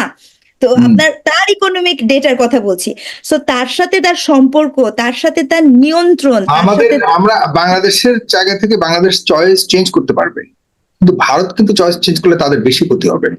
বাংলাদেশ দেখা যাচ্ছে চয়েস চেঞ্জ করে যে আমরা পেঁয়াজ কিনবো থাইল্যান্ড থেকে বা মালয়েশিয়া থেকে, কথার কথা হয়তো 1 টাকা বেশি দিব, কিন্তু ভারতের চয়েসে বাংলাদেশের মতো একটা বড় ক্লায়েন্টকে হারালে তাদের অর্থনৈতিক ক্ষতি হবে। আমি এত ডিপে যাচ্ছি না, কিন্তু এখানে আমরা ভারতের উপর নির্ভরশীল না, এটা তো স্পষ্ট বিভিন্ন ভাবে। আমি আসলে চয়েসের ব্যাপারটা, আমি আবারও বলছি যে প্রতিটা রাষ্ট্রেও তার নিজের স্বার্থ দেখে। গত 15 বছর ধরে সামহাও আমাদের স্বার্থ, 15 বছর না, আমি আসলে 15 বছর বলবো ভুল, তার আগেও বলবো, আমরা গত 51 বছর ধরে বাংলাদেশ রাষ্ট্র আসলে বাংলাদেশের স্বার্থ দেখেছে কিনা, আমি ফিল করি না যে বাংলাদেশ রাষ্ট্র তার স্বার্থ দেখে আসলে কোনো স্টেপ ফেলেছে, কোনো করেছে, আমি এটা মনে করি, এটা আমি আমাদের সমালোচনা করছি। ইন্ডিয়া তার মতো করে বাণিজ্য করবে। অ্যাগ্রো, আপনি খেয়াল করে দেখেন, ইন্ডিয়ান ইকোনমির মধ্যে খুব গুরুত্বপূর্ণ ইকোনমি কিন্তু এগ্রির উপরে তারা খুবই নির্ভরশীল। বাংলাদেশও কিন্তু এগ্রির উপর নির্ভরশীল। বাংলাদেশকে ভাবতে হবে, বাংলাদেশের নিজস্ব শিল্প তৈরি করতে হবে। কেন বাংলাদেশের শিল্প ধ্বংস হয়ে যায়, কোন রাষ্ট্রের কারণে, একটু অ্যানালাইসিস করলে আপনারা বুঝতে পারবেন কার কারণে আপনার বাংলাদেশে কোনো শিল্প ইন্ডাস্ট্রি তৈরি হচ্ছে না। বাংলাদেশে অস্থিতিশীল পরিস্থিতি তৈরি হলে দেশের যে গার্মেন্টস শিল্প থাকে, সেই গার্মেন্টস শিল্পটার অর্ডার গুলা কোন দেশে যায় আপনি খেয়াল করে দেখবেন। এটা একটা কম্পিটিটিভ ওয়ার্ল্ড, আমরা সবাই কম্পিটিশন দিচ্ছি। সেই জায়গা থেকে আমার এভরি রাইট আছে, ভারতের নাগরিকদের যেমন রাইট আছে তার দেশের স্বার্থ দেখার, বাংলাদেশের নাগরিকদের স্বার্থ না, দায়িত্ব তার দেশের স্বার্থ দেখার। এবং সেখানে এখন থেকে যাওয়া উচিত আমাদের। প্রিয় দর্শক, আপনারা একমত কিনা স্নিগ্ধা রেজওয়ানের সাথে? আপনাদেরকে একটা খবর দিয়ে দিচ্ছি, মাত্র একটা খবর দেখলাম যে ভিসার জন্য বিশেষ করে আমরা ভারতের উপর নির্ভরশীল এখনো পর্যন্ত আছে অনেকগুলি দেশের জন্য। এর মধ্যে মেক্সিকো আজকে যে সুবিধা দিয়েছে বা যে ঘোষণা দিয়েছে, তারা বলেছে বাংলাদেশিদের জন্য ভিসা আবেদনের সুবিধা ও সফরের জন্য, মেক্সিকো সফরের জন্য ভিসা পাওয়ার প্রক্রিয়া সহজ করেছে। এতদিন ভিসা আবেদনের জন্য ভারতের নয়াদিল্লিতে অবস্থিত মেক্সিকান দূতাবাসের সঙ্গে যোগাযোগ করতে হতো, এখন থেকে আজকে থেকে তার করতে হবে না। তারা নতুন ঘোষণা দিয়েছে যে বাংলাদেশের এখন প্রশান্ত মহাসাগরীয় অঞ্চলের যে কোনো মেক্সিকান দূতাবাস ও কনসুলেটে বা বিশ্বব্যাপী অন্যান্য স্থানে তাদের ভিসার আবেদন জমা দিতে পারবেন। সুতরাং এই যে একটা শুরু নতুন করে, আমার কাছে মনে হয় যে মেক্সিকোর পর অন্যান্য দেশগুলো একই সুবিধা হয়তো দিতে পারে। এই বিষয়গুলি এখন আন্তর্জাতিক ভাবেও ধর্তব্য নিচ্ছে এবং গুরুত্ব দিচ্ছে বলে মনে হচ্ছে। জনাব ডক্টর করিমুল্লাহ, মানে নির্ভরতা তো কমছে, কোনো না কোনো একটা, এই যে একটা দরজা বন্ধ হলে অনেকগুলি দরজা খুলে যায়, এটা যেমন সত্য কথা, এই মেক্সিকোতে একটা প্রমাণ দিল। আর দ্বিতীয়ত আপনি সমাধান দেখেন কিনা? দেখুন, অনেক কিছুই মীমাংসিত হয়ে যাবে এই ডিসেম্বরে, এসপার অথবা ওসপার।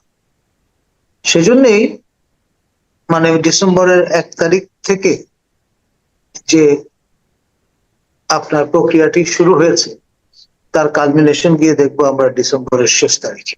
সুতরাং অপেক্ষার পালা। ধন্যবাদ। সুতরাং অপেক্ষার পালা। তো আপনি কি কি মনে করেন, বাংলাদেশ কি এই অপেক্ষা বা এই যে সংকটের কথা বললেন সেটা উত্তীর্ণ হওয়ার মতো সেই ক্যাপাবিলিটি আছে বলে মনে করেন, জনাব কলিমুল্লাহ? বাংলাদেশ ভাঙবে কিন্তু মচকাবে না। সেটা আপনি বিশ্বাস করেন? আর আমি যতটুকু শুনেছি বাংলাদেশে যারা ওরকম ভাবে আসবে তারা ফিরে না যাওয়ার সম্ভাবনাই বেশি, এবং সেই টেনশনও তো আছে যতটুকু শুনে, যে আসবে ঢুকবে যারা তারা ফিরতে পারবে না, এমন একটা ভয় এবং এমন একটা প্রস্তুতি নিয়ে বাংলাদেশের সীমান্তে অবস্থান করছে অনেক আইন সাধারণ মানুষ, অন্তত পক্ষে এই মানসিকতা নিয়ে আছে। যাই হোক, দেখা যাক। আশা করি এই মাসে সেই 1971 সালে যেমন আপনার পাক হানাদার বাহিনী থেকে দেশকে মুক্ত করেছে বাংলাদেশিরা, আরেকটা আরেকটা স্বাধীনতার মাস আমরা পাচ্ছি, আরেকটা বিজয়ের মাস পেলাম। সেখানে আরেকটা বিজয় হয়তো আমরা দেখতে পাবো, যেমনটি আশরাফুদ্দৌলা 1971 সালে বিজয় এনে দিয়েছিলেন বাংলাদেশকে। আপনি কি মনে করেন কিনা যে এখন 24-এর যারা বিজয়ী হয়েছে, ইতিমধ্যে আরেকটা যুদ্ধ, অনেকে বলে দ্বিতীয় যুদ্ধ, আপনার এই বয়সে আরেকটি যুদ্ধ দেখেছেন আপনি? আরেকটি সম্ভাবনা এখন যেটা বললেন জনাব ডক্টর কলিমুল্লাহ, যে ভারতের রাহু মুক্ত হবারও একটা সম্ভাবনা তৈরি হয়েছে, সেখানে কতটা সফল হতে পারবে বলে মনে করেন? দেখুন, আমি আমাদের ভবিষ্যৎ নিরাপত্তা নিয়ে, রাষ্ট্রীয় নিরাপত্তা নিয়ে আমি এত শঙ্কিত না। কারণ আমি যেটা বললাম যে যখনই বাংলাদেশে বিপদে পড়েছে তখন কিন্তু পুরো দেশ একসঙ্গে এসেছে, বুঝলেন? আমি একটা কথা বলি সব সময়, যে আমাদের বাঙালিরা, বাংলাদেশিরা, they are best in the world in tackling the calamities, whether it is a man-made or natural. আপনি দেখবেন যে পুরো দেশ একসঙ্গে হয়ে যায়। But when we have peace, we do not know how to handle it. So we have to create a new problem, to settle it. Having said that, আমাদের এই যে গত এই 5th অগাস্টের আগে যে ঘটনাগুলো ঘটেছে, পুরো দেশকে আপনি দেখেন, পুরো দেশের জনগণ একসঙ্গে হয়েছে। না হলে আওয়ামী লীগের মতো এত প্রতাপশালী একটা দল, যেখানে হাসিনা বলেছিল, মানে যেভাবে হাসিনা বাংলাদেশকে শাসন করেছে, বাংলাদেশের ইতিহাসে কোনো শাসক এভাবে শাসন করতে পারেনি, সেই হাসিনা পালিয়ে গেছে, সে পালিয়ে গেছে। এবং সেটাই হচ্ছে যে আপনি যদি লেসন, যেটা আমাদের এই বিপ্লব থেকে যেটা হয়েছে, যে বাংলাদেশকে ওই বিনা যুদ্ধে নাই দিব সুযোগ মেদিনী, এইটা সেই রকম। আমাদের বাংলাদেশিরা কখনো ভয় পায় না, তারা নিজের বুকে রক্ত ঢেলে দিতে পারে নিজের স্বাধীনতা রক্ষার জন্য, সার্বভৌমত্ব রক্ষার জন্য। আমি দুটো আমি খুব খুব ছোট্ট আকারে আলোর রশ্মি দেখতে পাচ্ছি বাংলাদেশ ভারত সম্পর্কে। হ্যাঁ, সেটা হচ্ছে আমরা মনে হয় আমরা পিকে চলে গেছি, বুঝলেন? এর উপরে আর যাওয়ার, মানে হিমালয়ের, মানে যে আপনার অধঃপতনের, যে আমাদের রাষ্ট্রীয় সম্পর্কের অধঃপতন, বোধহয় আমরা হিমালয়ের চূড়ায় উঠে গেছি। এরপর কিছু একটা হলেই আমরা সব পড়ে যাব। সেটা ভারতের জন্য যেমন প্রযোজ্য, বাংলাদেশের জন্য সেরকম জন্য। আমাদের দু দেশের জন্য we have to stay together, we have to cooperate together, and we have to be friendly with each other for our own sake, for our own interest, for our bilateral interest, for our mutual interest. গত দুদিন আগে যে ভারতের পররাষ্ট্রমন্ত্রী জয়শঙ্কর, উনি একটা বক্তৃতা দিয়েছেন পার্লামেন্টে, উনি পরিস্থিতি ব্যাখ্যা দিয়েছেন এবং একটা খুব গুরুত্বপূর্ণ কথা বলেছেন, যে বাংলাদেশে আগে বলছে হিন্দু মাইনরিটিদের সুরক্ষা, তাদের সিকিউরিটি প্রয়োজন। সেদিন উনি বলেছেন বাংলাদেশের সব নাগরিকের অধিকার আছে সুরক্ষা পাওয়ার। সো এখন কিন্তু উনি আর ওই কমিউনাল লাইনে যাননি, উনি একটা পুরো দেশের নাগরিকদের যে সুরক্ষা নিরাপত্তা পাওয়ার অধিকার আছে সেই কথাটা উনি বলেছেন। So I found it is a positive একটা স্টেটমেন্ট। সেকেন্ড যেটা হচ্ছে যে আগামী কয়েকদিনের মধ্যেই, মধ্য ডিসেম্বরে ভারতের পররাষ্ট্র সচিব আসবেন একটা FCO foreign office consultation, foreign office consultation meeting এ যেটা আছে অ্যানুয়াল, যেটা আসবেন। এবং আমার মনে হয় এই প্রথম এই 5th অগাস্টের পরে, যদিও আমাদের পররাষ্ট্র উপদেষ্টা এবং ভারতের পররাষ্ট্রমন্ত্রীর সঙ্গে ইউএনওতে দেখা সাক্ষাৎ হয়েছিল, কথা হয়েছিল, এবং সেটা আপনার আজারবাইজানেও বোধহয় হয়েছিল COP29-এ, একটু মানে এটা হচ্ছে আপনার কি বলে কার্টিসি কলের মতন। কিন্তু এই যে যখন ইন্ডিয়ান ফরেন সেক্রেটারি আসছে এবং আমাদের ফরেন সেক্রেটারির সঙ্গে দ্বিপাক্ষিক বিষয় নিয়ে, সমস্ত বিষয় নিয়ে আলোচনা হবে, এবং আমরা আশা করে আছি, আমাদের পুরো দেশ আশা করে আছে যে এরপর সেটাই হবে একটা আপনার এটা হচ্ছে আপনার ওই যে কি বলে ওয়েদার বার্ড মতন, যে দিক নির্ধারণের সঙ্গে বাংলাদেশের সম্পর্ক, আগামী সম্পর্ক কি হবে, কিরকম হবে, এবং সেটা দুদেশের মধ্যে উত্তেজনা আরো বৃদ্ধি হবে না আমাদের দু দেশের মধ্যে প্রশমিত হবে এই সম্পর্ক, এবং আমরা সামনের দিকে আমরা এগিয়ে যাব আমাদের দু দেশের সম্পর্ক, সেইটা নির্ভর করবে এই ফরেন সেক্রেটারি আলোচনার উপরে। এবং আমি সেই দিকে তাকিয়ে আছি, হোপফুলি যে একটা will move to a positive direction, will abandon this culture of hate, the expression of hate, এবং এই যে একটা this culture of যে একটা উত্তেজনা হচ্ছে দু দেশের মধ্যে, there will be some restraint. People will get back to their senses for both the countries I'm talking, and they will move ahead in the positive direction. That's my hope, and I hope that will happen. Hope to, এবং এটা খুব সহসায় আমরা এই কিছু দেখতে চাই, যেন দুই পক্ষ, দুই দেশের মানুষ, বিশেষ করে পশ্চিমবঙ্গের মানুষ, সাধারণ মানুষ, আমাদের একই কালচার, একই মানসিকতা আমরা পোষণ করি বা আমরা পছন্দ করি একে অপরকে, যেন এই দুই প্রতিবেশীর মধ্যে কোনো ধরনের আগুন সম্পর্ক না হয়, এটা আমরা প্রত্যাশা করি। আমরা চাই কোনো পলিটিক্যাল ইন্টারেস্টের কারণে যেন দুই প্রতিবেশীকে শত্রুতে রূপান্তর করতে না পারে। শেষ কথা বলতে চাই যে বাংলাদেশ কিন্তু, আমরা সবাই গৌরব বোধ করি যে বাংলাদেশের মধ্যে সাম্প্রদায়িক যে সুসম্পর্ক আছে, এটা কিন্তু আমাদের রিজিয়নে এত ভালো সুসম্পর্ক নেই। এটা আমি নিজের ব্যক্তিগত আমার ব্যক্তিগত এক্সপিরিয়েন্স থেকে বলছি। যেমন দুটো একটা কথা যেমন বলি, যে উত্তরপ্রদেশে এই যে যোগীনাথ যে আছে, সে বুক চিরিয়ে বলে যে মুসলমানদের বাড়ি আমরা বুলডোজার দিয়ে ভেঙে দিব। বাংলাদেশে ভেঙে দিয়েছে। বাংলাদেশ এই যে মুসলমানরা যে গরুর মাংস খাবে বা ধারণা করা হচ্ছে যে গরুর মাংস নিয়ে যাবে, তাকে মবরা মেরে ফেলছে, লিঞ্চ করছে। বাংলাদেশে কখনো এরকম হয়েছে? বাংলাদেশে এই যে কিছুদিন আগে যে আমার দুর্গাপূজা হয়ে গেল, এত সুন্দরভাবে দুর্গাপূজা হয়েছে, এত শান্তিপূর্ণভাবে দুর্গাপূজা হয়েছে। এখানে তারা ভাবছিল যে যেসব মিডিয়া এইসব কাজ করে, তারা ভাবছিল একটা যে উত্তেজনা সৃষ্টি হয়, একটা যেন মারামারি ঘটনা হয়, তাহলে এটা বিশ্বের সামনে তুলে ধরতে পারবে, কিন্তু সেটা তারা পারেনি। একটা শুধু মিথ্যা কথা বলছে। অতএব এই জিনিসগুলো সরকারের, ভারতীয় সরকারের দায়িত্ব, it is their moral duty, it is their responsibility যে এই জিনিসগুলোকে স্টপ করা, so that we stop from going from this. ভারতীয় সরকারকে নয়, ভারতীয় জনগণকে আহ্বান, ভারতীয় জনগণকে আহ্বান করুন।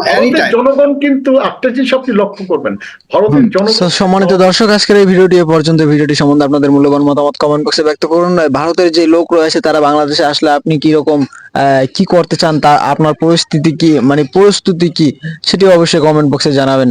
ইতিমধ্যে অনেকে বাস ডাল রেডি আছে, কিন্তু আদৌ কি বাংলাদেশে তারা ঢুকতে পারবে? কিভাবে ঢুকবে আই ডোন্ট নো। তারা ঢুকতেও পারে, কারণ তাদের ক্ষমতা বেশি বা পাওয়ার বেশি। যাই হোক, তাদের পাওয়ারের সরকার তো এখন আর নাই। তো যাই হোক, আপনাদের মূল্যবান মতামত কমেন্ট বক্সে ব্যক্ত করবেন। ধন্যবাদ। আজকের ভিডিওটি এ পর্যন্ত। আসসালামু আলাইকুম।